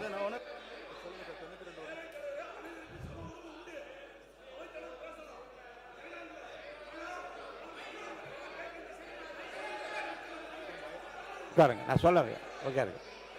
மாண்புமிகு அவை முன்னவரா பொதுப்பணித்துறை அமைச்சர் யார் பேசுறீங்க? பேரவைத் தலைவர்களே, நம்முடைய உட்காருங்க. இல்லை மாண்புமிகு பேரவைத் தலைவர் அவர்களே, நீங்க பெரிய கஷ்டப்பட்டு தெரியாத நாட்டுக்கு. ஆகவே இல்ல உட்காருங்க. நான் சொல்லுறேன். நான் ஒரே சொல்லிடுறேங்க. உட்காருங்க. அவர் பேர் என்ன? அவர் பேரு ஒரு பேர் சம்பத்குமார். அவர்களே உட்காருங்க. மாண்புமிகு பேரவைத் தலைவர் பாருங்க. மாண்புமிகு பேரவைத் தலைவர் அவர்களே, எங்களுடைய வேட்பாளர் அருண் வாபஸ் பெற்றார். அது குதிரை பேரம் இல்லையா? அவரை சேர்த்திருக்கல, அது குதிரை பேரம் இல்லையா? அவை முன்னவர் இருங்க, நான் சொல்ல ஒரு உட்காருங்க. அவங்க மட்டும் பேசட்டும். நீங்க மட்டும் பேசுங்க. உட்காருங்க. இங்க வாங்க, உட்காருங்க. இங்க உட்காருங்க. அவர் பேசுறாரு பாருங்க, அவங்க உட்கார வைங்க. மாண்புமிகு உட்காருங்க. இங்க பாருங்க. மாண்புமிகு சட்டப்பேரவைத் தலைவர் அவர்களே, அவருடைய மனு தள்ளுபடி செய்யப்பட்டிருக்குது. யார் வாபஸ் எல்லாம் வாங்கல. அவர் முறையாக வேட்புமனு தாக்கல் செய்யவில்லை. அதன் மூலமாக அங்க இருக்கின்ற தேர்தல் அதிகாரி அந்த மனு நிராகரிக்கப்பட்டதா சொல்லிருக்காங்களோ, யார் வாபஸ் வாங்கல. அது குறிப்பா சொன்னா, அப்ப வேட்புமனு பரிசீலிக்கும் போது திராவிட முன்னேற்ற கழகம் அதிமுக வேட்பாளருக்கு தான் அங்க எங்களுடைய எனக்கும் எதிர்த்து போட்டியிட்ட திராவிட முன்னேற்ற வேட்பாளர் தான் பிரச்சனை ஏற்பட்டு இருந்தது. அவர்களை பத்தி, அவருடைய வேட்பாளர் பத்தி எல்லாம் பொருட்படுத்தல. ஆக இதில் கூட இணைக்க கூடாது. ஆக அவை முன்னவர் பேசுறாருன்னா இதுக்கின்ற கருத்து பேசினா பரவாயில்ல, இல்லாத கருத்து பேசினா அவை திசை திருப்பு போய் கொண்டிருக்கின்றது. ஆகவே இந்த நேரத்தில் சொல்வதெல்லாம், ஒரு கட்சியிலிருந்து தேர்ந்தெடுக்கப்பட்டவர்கள் எங்களோடு இருந்துட்டு இருக்கிறாங்க, திடீரென்று எப்படி வேறு கட்சிக்கு மாறுவாங்க? நான் எந்த கட்சியை குறிப்பிடல. எப்படி போய் கட்சியில் சேருவாங்க? ராஜினாமா பண்றாங்க. சட்டப்பேரவை தலைவர்கிட்ட ராஜினாமா கடிதம் கொடுக்குறாங்க. ராஜினாமா பரிசீலனைக்கிறீங்க. அடுத்த முதல் மாடியில போய் சேர முடியும். இல்ல இந்த விவரத்துக்கு போக கூடாதுன்னு சொல்லிட்டேன். ஏன்னா அந்த வழக்காடு மன்றத்தில் இருக்கு. நீங்க நடக்கிறது இங்க பேசி கோர்ட்டையும் பேச முடியாது. இல்ல ரெண்டு இடத்துல எப்படி பேச? பொதுக்கூட்டமா இது? என்ன பொதுக்கூட்டமா இது? உட்காருங்க. உட்காருங்க. உங்க கட்சி வேலைக்கு வாங்க முடியாது. என்ன பொதுக்கூட்டமான்னு கேக்குறேன். இது என்ன பொதுக்கூட்டம்? உட்கார சொல்லி எல்லாரும் என்னங்க உட்கார சொல்லுங்க. இருங்க இல்லங்க, நீங்க உங்களை அனுமதிச்சு இருங்க. உங்களை பேசணும் அனுமதிச்சுட்டே இருக்கும்போது பின்னாடி நின்று குரல் கொடுத்து என்ன பொதுக்கூட்டமா நடத்துறோம்? இது அவை அந்த மாண்பை காப்பாத்துங்க. அதுக்குரிய மாண்பை காப்பாத்துங்க. உட்காருங்க. எல்லாம் உட்காருங்க. நீங்க உட்காருங்க. எல்லாரும் உட்காருங்க. திசை இதே உட்காருங்க. எது? அப்ப நான் விதியை பின்பற்ற ஆரம்பிக்கணுமா? உட்காருங்க. எல்லாரும் உட்காருங்க.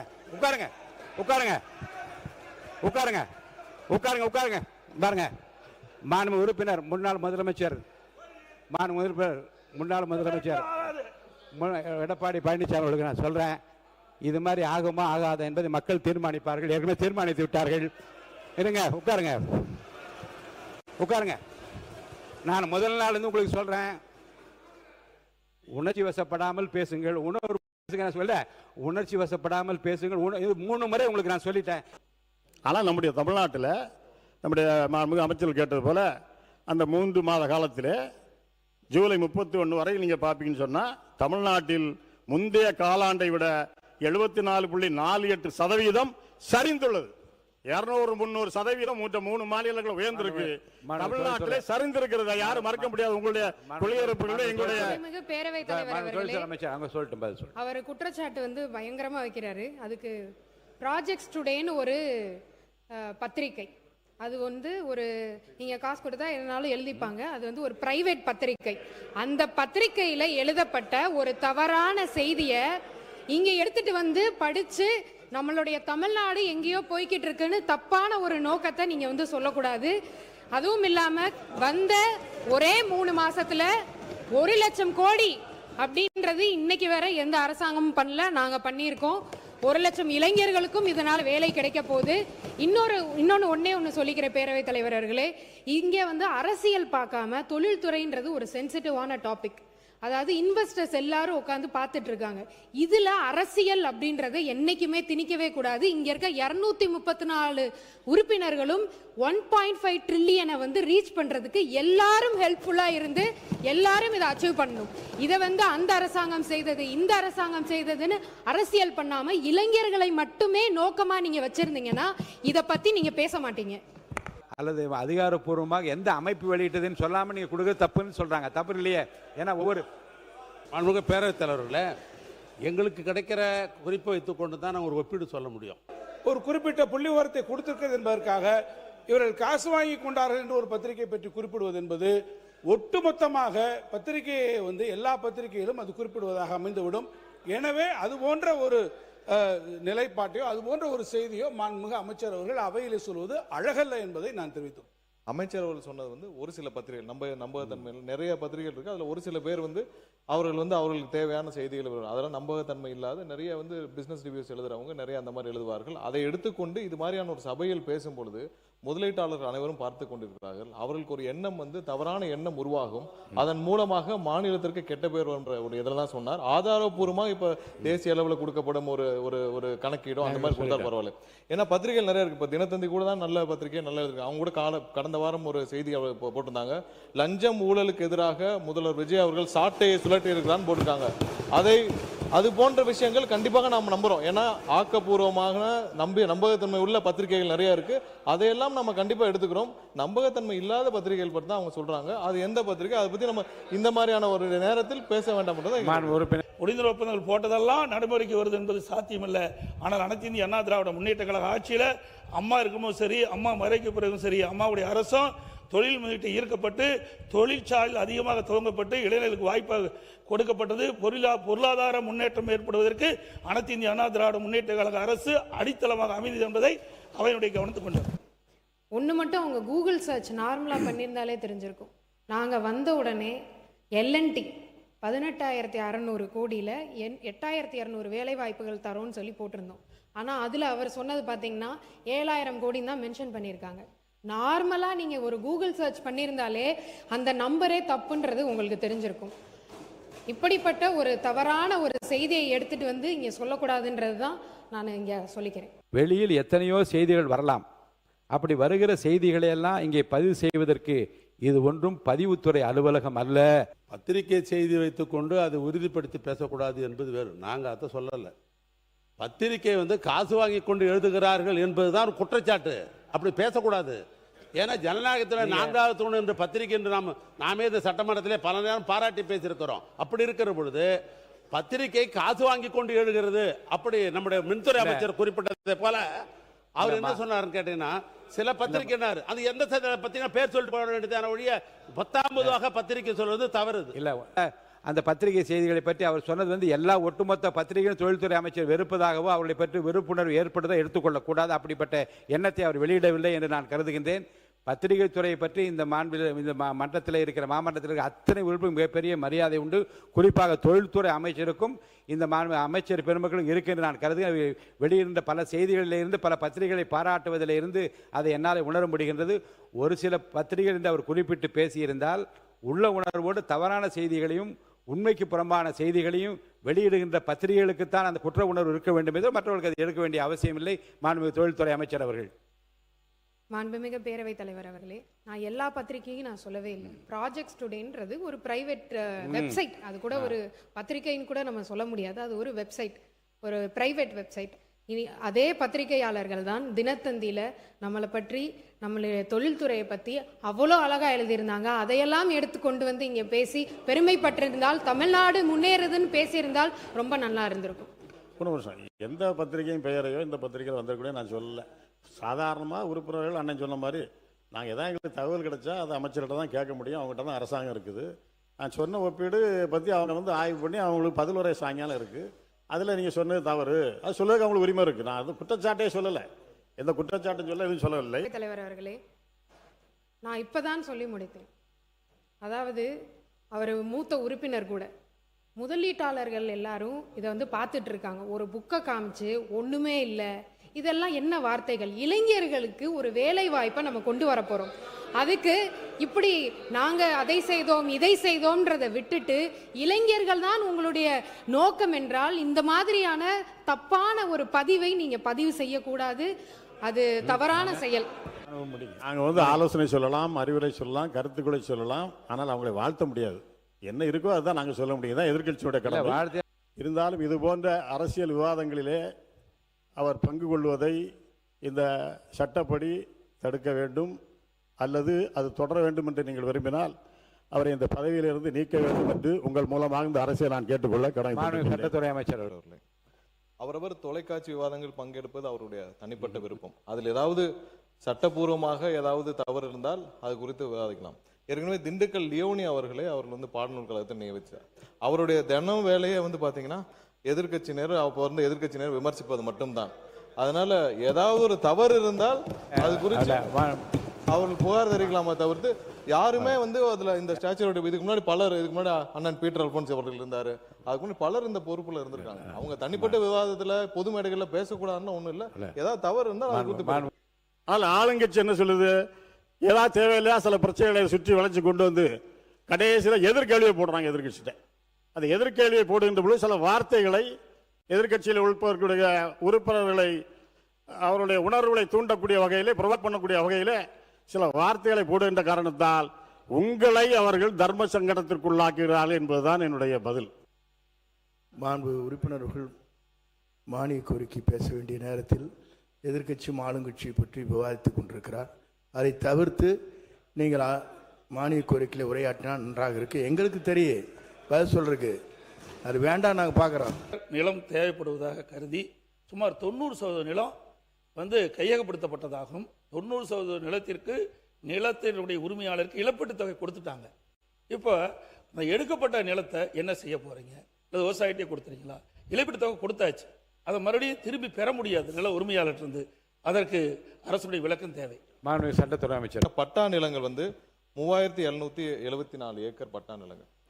அதுல வந்து அக்ரிகல்ச்சர் லேண்ட், அதாவது விவசாய நிலங்கள் வந்து 3 போகங்கள் விளையக்கூடிய விவசாய நிலங்கள் வந்து 2681 ஏக்கர் வந்து விவசாய நிலங்கள் இருந்தது.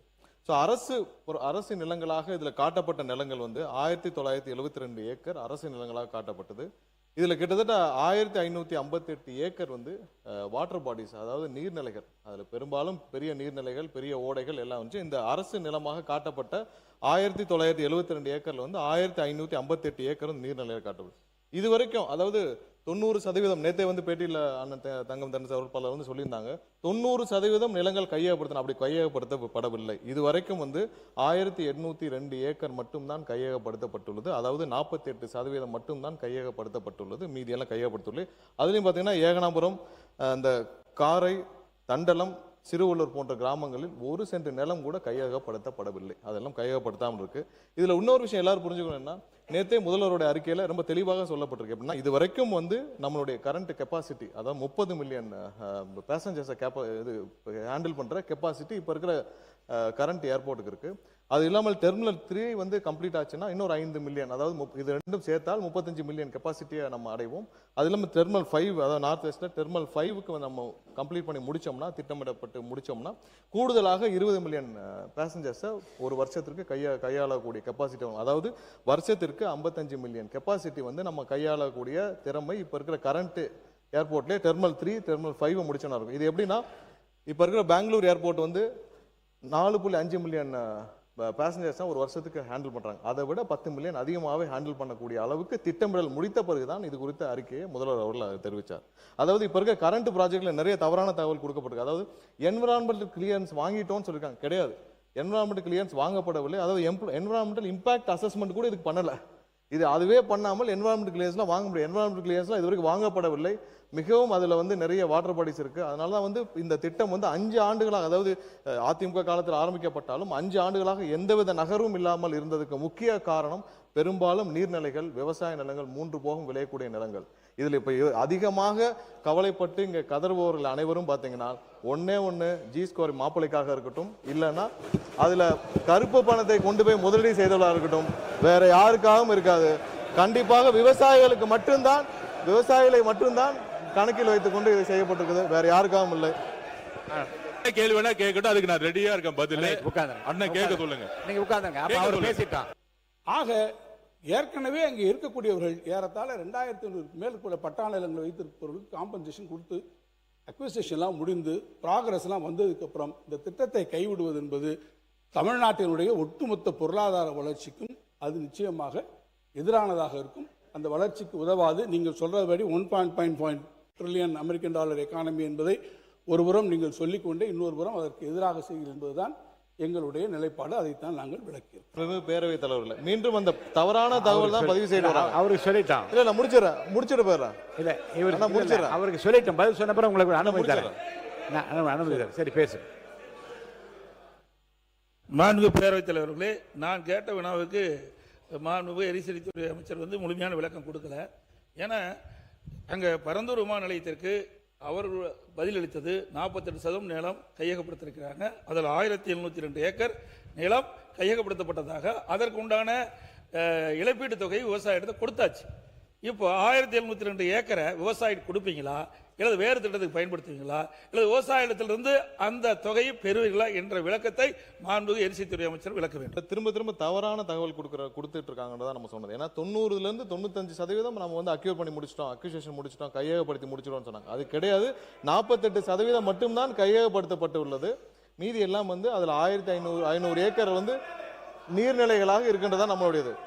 இது கடந்த 5 வருடங்களாக இந்த இதில் வந்து கையகப்படுத்தப்பட்ட நிலங்கள் எப்படி எந்த மாதிரினா, யார் யாரெல்லாம் வெளியூர்களில் வசிக்கிறார்களோ அவர்களுடைய நிலங்கள் மட்டும்தான் வந்து ஃபோர்ஸ்ஃபுல்லாக வந்து நீங்கள் வந்து உங்களுடைய வங்கி கணக்கில் போடப்படும் சொல்லி ஃபோர்ஸ்ஃபுல்லாக கையகப்படுத்தினாங்களே தவிர்த்து உள்ளூரில், அதான் நான் சொல்லப்பட்ட இந்த 4 பெரிய கிராமங்களில் இதுவரை 1 சென்ட் நிலம் கூட கையகப்படுத்தவில்லை. இந்த மக்கள் வந்து 1000 நாட்களுக்கு மேலே கடுமையான போராட்டம் நடத்தப்படுதான். அப்பொழுது எங்களுடைய தலைவர் அண்ணன் விஜய் அவர்கள், முதலமைச்சர் அவருடைய கவனத்திற்கு சென்று நேரடியாக அந்த மக்கள், ஏன்னா அந்த மக்கள் எல்லாம் அகதிகளாக ஆந்திராவிற்கு செல்ல தயாரானார்கள்.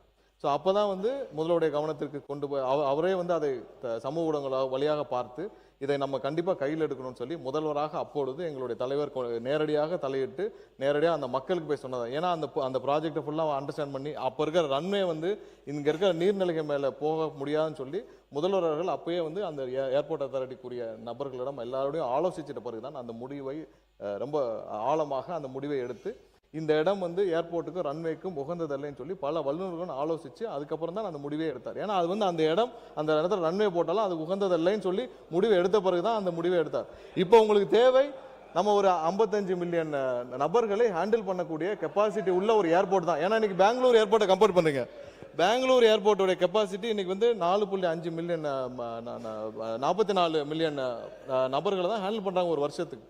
ஸோ அதை விட 10 மில்லியன் அதிகமாக ஹேண்டில் பண்ணக்கூடிய கெப்பாசிட்டிக்கான திட்டத்தை வகுத்த பிறகு தான் முதல்வர் அவர் நேற்று வந்து அந்த இதுவே வந்து அறிவிச்சாங்க. ஸோ இதெல்லாம் இதுக்கும் தொழில்துறைக்கும் ஒன்றும் நீங்கள் பெரிய வித்தியாசம்லாம் பண்ண வேண்டாம். அதற்கும் இதற்கும் வேற வேரியேஷன். நம்ம அதை விட அதிகமான ஹேண்டில் பண்ணக்கூடிய கெப்பாசிட்டி வச்சு தான் பண்ணுறோம். இதற்காக சொந்த நாட்டு மக்களையே வந்து நம்ம அகதிகளாக வெளியேற்ற முடியாது. அதற்கான மாற்று திட்டங்களை கண்டிப்பாக உருவாக்கப்படும். கையகப்படுத்த நிலம் குறித்து கண்டிப்பாக முதல்வர் ஆலோசிச்சுட்டு என்ன முடிவோ பின்னாடி எடுக்கப்படும். அவர் முன்னாள் அமைச்சர் சுட்டி காட்டிய போது விரிவாக எல்லாத்தையும் சொன்னார். அந்த பரந்தூர்ல தான் நீங்க எடுக்கிற லேண்டுக்கு காசு கொடுத்துருவீங்க, அங்க இருக்க விவசாயிகளுக்கு காசு கொடுத்துருவீங்க. ஒரு தொல்லியல் துறை அமைச்சரா சொல்றேன், 1000 ஆண்டுகால பொக்கிஷம் கம்பன் கால்வாய்னு ஒரு தொல்லியல் பொக்கிஷம் அங்க ஓடுது. இன்னொரு கால்வாய் உங்களால உருவாக்க முடியுமா? பரந்தூர்ல நீங்க அங்க ஒரு விமான நிலையம் கட்டிட்டா அது ஒரு உறிஞ்சி நிலம், மிகை நீர் வருகிற பொழுது அது இந்த சென்னைக்கு வெள்ளம் வருவதை தடுக்கக்கூடியது. அப்ப இன்னொரு வெள்ளத்தை சென்னை தாங்குமா?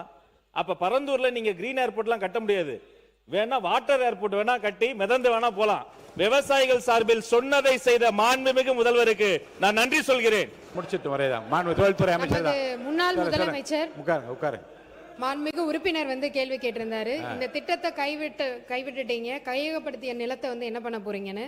மாற்று தொழில் திட்டங்கள் மக்களை பாதிக்காதவாறு கையகப்படுத்தப்பட்ட நிலங்களில் செயல்படுத்தப்படும். இதன் மூலம் தொழில் வளர்ச்சி மற்றும் வேலை வாய்ப்பு, பொருளாதார வளர்ச்சி இப்பகுதியில் ஏற்படும். அதை விட இவ்வளோ நேரம் வந்து ஒரு சில விஷயங்கள் வந்து பேசிட்டே இருந்தாங்க. ஏன் பரந்தூர் கைவிடப்பட்டது? இதுக்கு வந்து முக்கிய ரீசன் வந்து அங்கே வந்து பல காலமாக ரைஸ் கல்டிவேஷன் வந்து பண்ணிட்டு இருக்காங்க. அதாவது 3 சீசன்ஸ், சாம்பா, தள்ளடி, சொர்ணாவரி அப்படின்ற 3 சீசனில் டிஃப்ரெண்ட் அந்த இது வந்து நம்ம கல்டிவேட் பண்ணிட்டு இருக்காங்க. ரொட்டேஷனில் கிரவுண்ட் நட்டும் சுகர் கேனும் பண்ணிட்டு இருக்காங்க. அதே மாதிரி ட்ரை சீசனில் பல்சஸ் அண்ட் மில்லட்ஸ் வந்து பண்ணிட்டு இருக்காங்க. இதை தவிர 10,000s of metric tonne rice வந்து ஆனுவலி தமிழ்நாடு சிவில் சப்ளைஸ் கார்பரேஷனுக்கு வந்து கொடுத்துட்டு இருக்காங்க அங்கே இருக்கிற விவசாயிகள். இது மட்டும் இல்லாமல் பிடிஎஸ் டிஸ்ட்ரிபியூஷனுக்கும் அவங்க வந்து கொடுத்துட்டு இருக்காங்க. இந்த நிலம் வந்து என்ன அப்படின்னு பார்த்தீங்கன்னா, எப்பயுமே ஒரு வாட்டர் பாடி, அதாவது மழை பெய்யாம இருந்தாலும் அங்கே வந்து கல்டிவேஷன் நடக்கக்கூடிய அப்படிப்பட்ட ஒரு விளைநிலம்.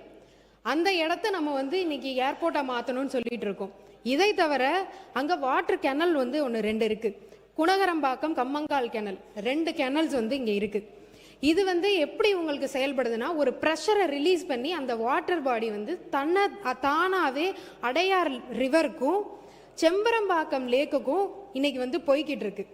இதை நம்ம அழிச்சிட்டோம் அப்படின்னா ஆட்டோமேட்டிக்காக சென்னை சிட்டிக்கு வந்து உள்ளேயே ஃப்ளட் வர்றதுக்கான பல வாய்ப்புகள் இருக்கு.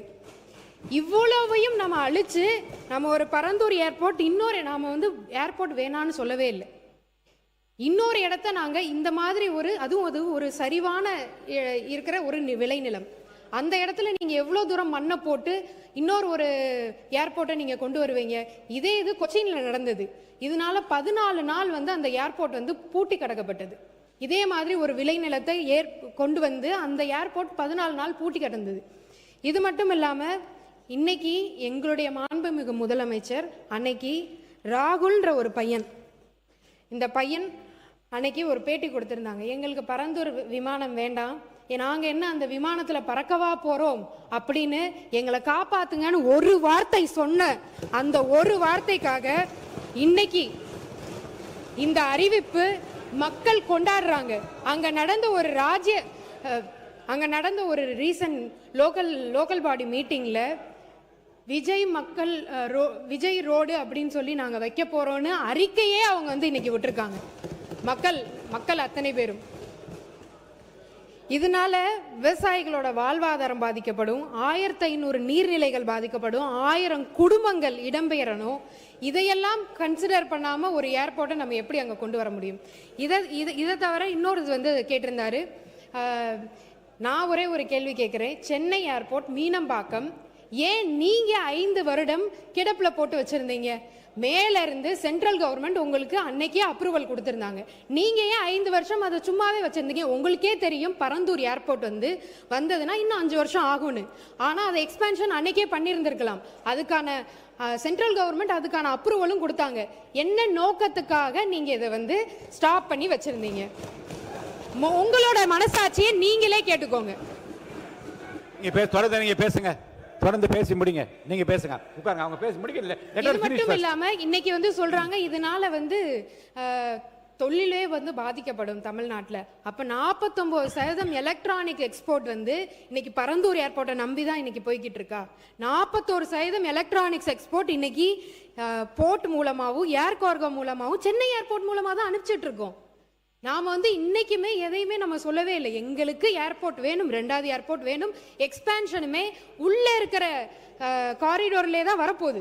அந்த எக்ஸ்பேன்ஷன் ஏதோ அவர் சொல்றாரு எதையோ இடிச்சிட்டு நம்ம வந்து ரன்வே பண்ண போறோம்னு. அப்படியெல்லாம் கிடையவே கிடையாது.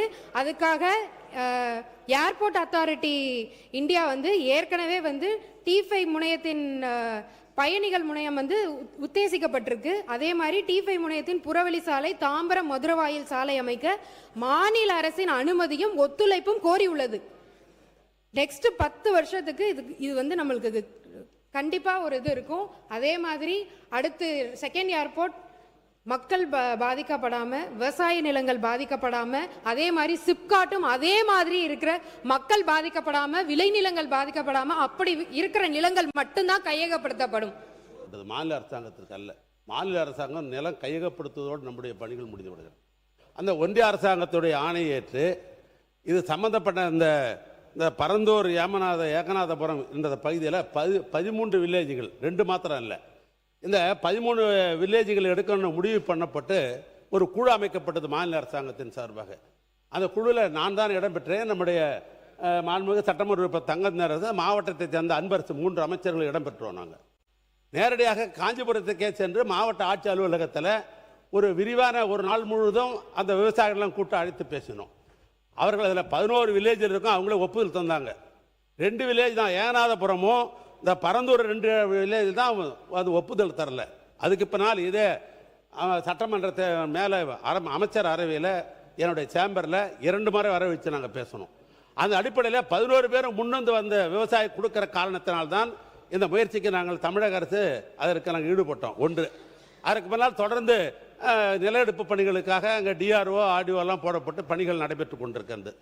அமைச்சர்கள் குறிப்பிட்ட அந்த வாதத்தை எடுத்துக்கொண்டாலும் கூட ஏறத்தாழ 48-50% சொல்றாரு. இது இல்லாமல் அரசாங்கத்தினுடைய புறம்போக்கு இடங்கள்லாம் வேற இருக்குது, அதெல்லாம் சேர்த்து தான் சொன்னார் என்று கிட்டத்தட்ட 80-90% சொன்னதுக்கு காரணம் என்னன்னா அரசியல் சேர்த்து தான் சொன்னார். ஒன்று, இப்போ நாங்கள் 2 கேட்க விரும்புவது, ஏன்னா தனிப்பட்ட முறையில் பரந்தூர் விமானமும் ஏகநாதபுரத்தில் ஒரு விமானம் இருக்காக்கா இங்கே இருக்கிற எதிர்கட்சியில் இருக்கிறவங்களாம் நான் விமானம் ஏறணும், அந்த நோக்கம்லாம் இல்லை. இந்த தமிழ்நாட்டுடைய பொருளாதாரத்தை முன்னேற்ற வேண்டியங்கிற அடிப்படையில் விமானத்தை விரிவாக்கம் பண்ணோம். பக்கத்தில் கர்நாடகமாகலாம், பக்கத்தில் இருக்க ஆந்திராவெல்லாம் விரிவாக்கம் செய்யப்பட்டு பொருளாதாரம் நாளுக்கு நாள் கூடிக்கொண்டிருக்கிறது. அந்த அடிப்படையில் தான் இந்த முயற்சி வழியே இது தனிப்பட்ட முறையில் திராவிட முன்னேற்ற கழகம் இது இல்லை. ஒன்று, இன்னொன்று, எங்களுடைய சட்டமன்ற உறுப்பினர் கேட்டார், நம்முடைய எதிர்கட்சி முன்னாள் அமைச்சர் எடப்பாடி பழனிசாமி அவர்களும் கேட்டார்கள். இப்போ கையகப்படுத்திட்டோம், பணம்லாம் கொடுத்தாச்சு, விவசாயிக்கெல்லாம் போய் சேர்ந்துருச்சு. அது சதவீதம் முன்ன பின்ன இருக்கலாம்.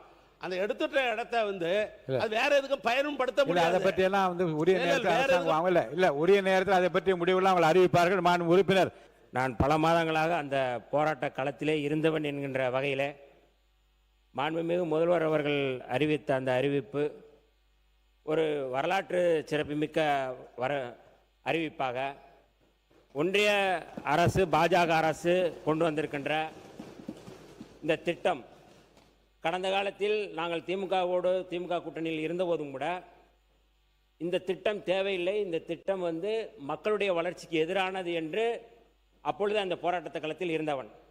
இன்றைக்கும் நீங்கள் பார்த்தீர்களானால் இன்றைக்கு கூட அந்த ஊர் மக்கள், ஏகனாபுரம், பரந்தூர் உள்ளிட்ட 20 கிராமங்களைச் சேர்ந்த பிரதிநிதிகள் இன்றைக்கு மாண்புமிகு முதல்வர் அவர்களை சந்தித்து நன்றி சொல்ல வருகிறார்கள்.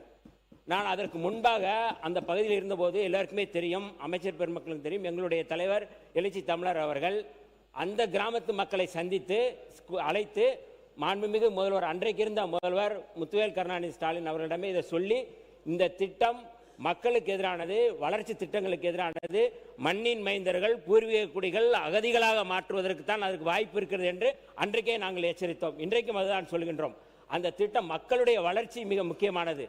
நீங்கள் மாநிலத்துடைய வளர்ச்சியை விட மக்கள், அந்த பகுதியில் இருக்கிற மண்ணின் மைந்தர்கள் மண்ணை விட்டு வெளியேற முயற்சிக்கிறார்கள். ஒரே ஒரு செய்தி மட்டும் நான் சொல்ல விரும்புகின்றேன். அந்த பகுதி ஒரு சிறை வைக்கப்பட்ட பகுதியாக இருந்தது. நானே பலமுறை போக முடியவில்லை. 2 வீலரில் நான் போயிருக்கிறேன் அந்த பகுதியில். அப்படி பேரிகார்ட் போட்டு அந்த பகுதி முழுக்க, அந்த பகுதியில் இருக்கிற கிராம மக்கள் மிக மோசமாக நடத்தப்பட்டார்கள். ஆனால் இன்றைக்கு அவர்கள் விடுதலை செய்யப்பட்டார்கள் மாண்புமிகு முதல்வர் அவருடைய அறிவிப்பால். ஒரு தனியாருக்கு ஒரு விமான நிலையம் எடுத்துக் கொடுப்பதற்கு தான் இந்த வேலைகள் நடக்கின்றது. அதை அன்றைக்கே சொன்னோம். அதாவது ஒரு மாநில அரசு இன்னொரு விமான நிலையத்திற்கு நீங்க நிலத்தை எடுத்து கொடுக்கிற வேலையை எதுக்கு நீங்க செய்யறீங்க அப்படிங்கிற கேள்வியை நாங்கள் வைத்தோம். அதைத்தான் இன்றைக்கும் நாங்கள் அந்த நிலைப்பாடு தான் இருக்கிறோம். ஆகவே மாண்புமிகு முதல்வர் அவருடைய இந்த அறிவிப்பு என்பது விடுதலை சிறுத்தைகள் நாங்கள் வரவேற்கிறோம். மக்கள், அந்த பகுதியில் மக்கள் இன்றைக்கு விடுவிக்கப்பட்டிருக்கிறார்கள். வளர்ச்சி என்பது வேற எங்காவது வைத்துக் கொள்ளலாம். இது ஒரு இதை மட்டும் இல்லாமல் நீங்கள் இன்னைக்கு யூடியூப்ல போய் சர்ச் பண்ணி பார்த்தீங்கன்னா பரந்தூர் ரியல் எஸ்டேட்னு அவங்க அந்த அளவுக்கு ப்ரமோட் பண்ணி அந்த இடத்தெல்லாம் வாங்கியிருக்காங்க. நம்முடைய மாண்பு முதலமைச்சர் நேற்றைக்கு அறிவித்த அந்த அறிவிப்பை இந்திய கம்யூனிஸ்ட் கட்சியின் சார்பாக வரவேற்கிறேன். அதே நேரத்தில் தொழில் வளர்ச்சி தேவை. அதற்காக அரசுடைய தரிசு நிலங்கள் ஏராளமாக இருக்கிறது. அந்த பகுதியில் விமான நிலையம் அமைக்க வேண்டும் என்பதால் எங்களுடைய நிலைப்பாடு. முதலமைச்சருடைய அறிவிப்புக்கு இந்திய கம்யூனிஸ்ட் கட்சியின் சார்பாக நெஞ்சார்ந்த நன்றிகளை தெரிவித்துக் கொள்கிறேன். மாண்புமிகு அமைச்சர் அவர்கள் சொல்லும்பொழுது அதனால் கையகப்படுத்தப்பட்ட நிலத்தை வேற பயன்பாட்டிற்கு பயன்படுத்தலான்னாரு. அது சட்டத்தில் அதுக்கு இடம் இல்லை. எந்ததுக்காக கையகப்படுத்தியிருக்கிறோமோ அதற்காக தான் அந்த நிலத்தை பயன்படுத்த வேண்டும். இல்லை என்று சொன்னால் அதை விவசாயிகளுக்கு திரும்பி கொடுக்கணும். அதை அரசு அது குறித்து என்ன கொள்கை முடிவு எடுத்திருக்கிறது என்பதை தெரிவிக்க வேண்டும். இன்னொரு விமான நிலையம் இல்லாமல் 1.3 ட்ரில்லியன் எக்கானமியை நம்ம எட்டுவது சாத்தியமில்லை என்பதை பாட்டாளி மக்கள் கட்சியின் கருத்தாக தெரிவித்து அமர்கிறோம். அந்த பயன்பாட்டுக்கு தான் யூஸ் பண்ணணும்னு மாண்புமிகு உறுப்பினர் அவர் சொல்லியிருந்தாங்க.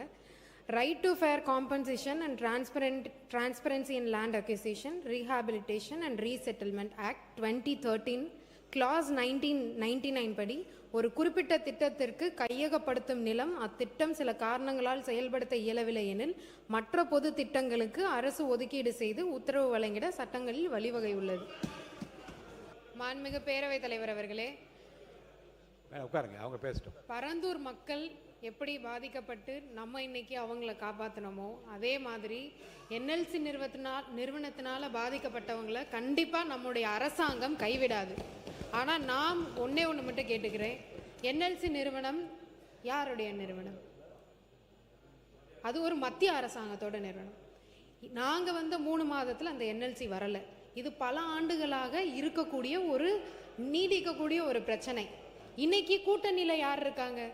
அவங்களுமே அங்கே மேலே பேசி நம்ம தமிழ்நாட்டுக்கான பிரச்சனைகளை சால்வ் பண்ணி தரலாமே. கண்டிப்பாக உயர்மட்ட குழு கேட்டிருக்காங்க.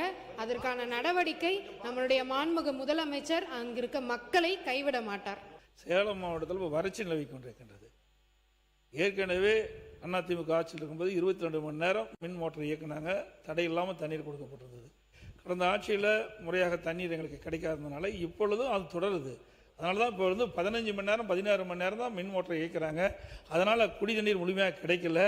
ஆகவே தனி கவனம் செலுத்தி சேலம் மாவட்டத்திற்கு 22 மணி நேரம் மோட்டாரை இயக்கினால் தங்குதடை இல்லாமல் தண்ணீர் கிடைக்கும். காவிரி ஆற்றில் தண்ணீர் இருக்குது. அதனால் மாண்புமிகு நீர்வளத்துறை அமைச்சர் அவர்கள் சேலம் மாவட்டத்திற்கு தடை இல்லாமல் பாதுகாக்கப்பட்ட நீரை வழங்க வேண்டுமாய் தங்கள் வாயில கேட்டு.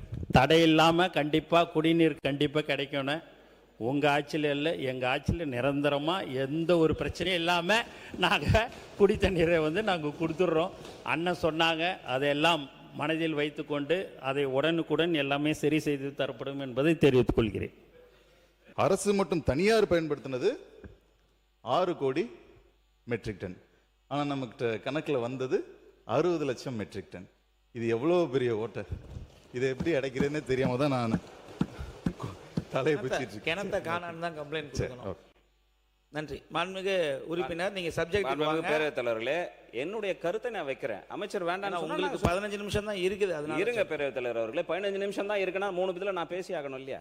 என்னுடைய கருத்தை நான் வைக்கிறேன். அரசுக்கு ஆலோசனை தான் சொல்றோம். நாங்க சப்ஜெக்ட் இல்லாத வேற கருத்து பேசல. நீங்க ஆலோசனை சொன்னீங்கன்னு தான் அவரே சொன்னாரு. என்னுடைய கருத்து நாங்க 1.5 லட்சம் கோடி கொண்டு வர முடியும். நான் சொல்றேன், சொல்லக்கூடாதுன்னு சொன்னீங்கன்னா என்ன அர்த்தம்? நான் பேசும்போது குறுக்க பேசாதீங்க. உங்களோட சஜஷனை அவர் கன்சிடர் பண்றேன்னு சொல்லி தான் ரிப்ளைவே ஸ்டார்ட் பண்ணாரு.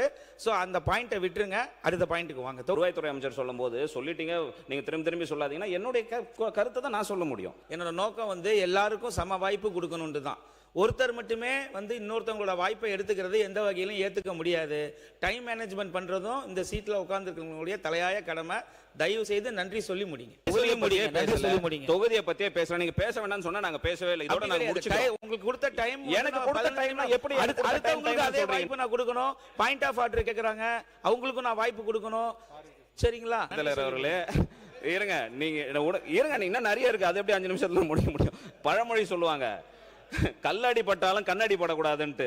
யார் கண்ணு வச்சாங்களோ தெரியல. நான் பேசுறேன்னு தொடர்ச்சியா நீங்க சொல்லிக்கிட்டே இருக்கீங்க. நாங்க பாயிண்ட் ஆஃப் கிளாரிபிகேஷன்ல 1 நிமிஷத்துல உட்கார்ந்துறோம் பேரவைத் தலைவர் அவர்களே. நாங்க தேவையான விஷயங்களை மட்டும் தான் பேசுறோம். நீங்களாம் நேற்றைய தினம் உங்களுக்கே தெரியும் எப்படி பரந்தூர் விமான நிலையத்தை நீங்க கைவிடுவீர்கள் என்று சொன்னீர்களோ, அதே போல் சிப்காட், இந்த மேல்மா சிப்காட் என்ற விரிவாக்க திட்டத்தை எதிர்பார்த்து கொண்டு இருக்கிறார்கள். மிக விரைவில் அந்த சிப்காட் திட்டத்தை கைவிடுவதற்கான நடவடிக்கை எடுக்க வேண்டும் என்று சொன்னார்கள்.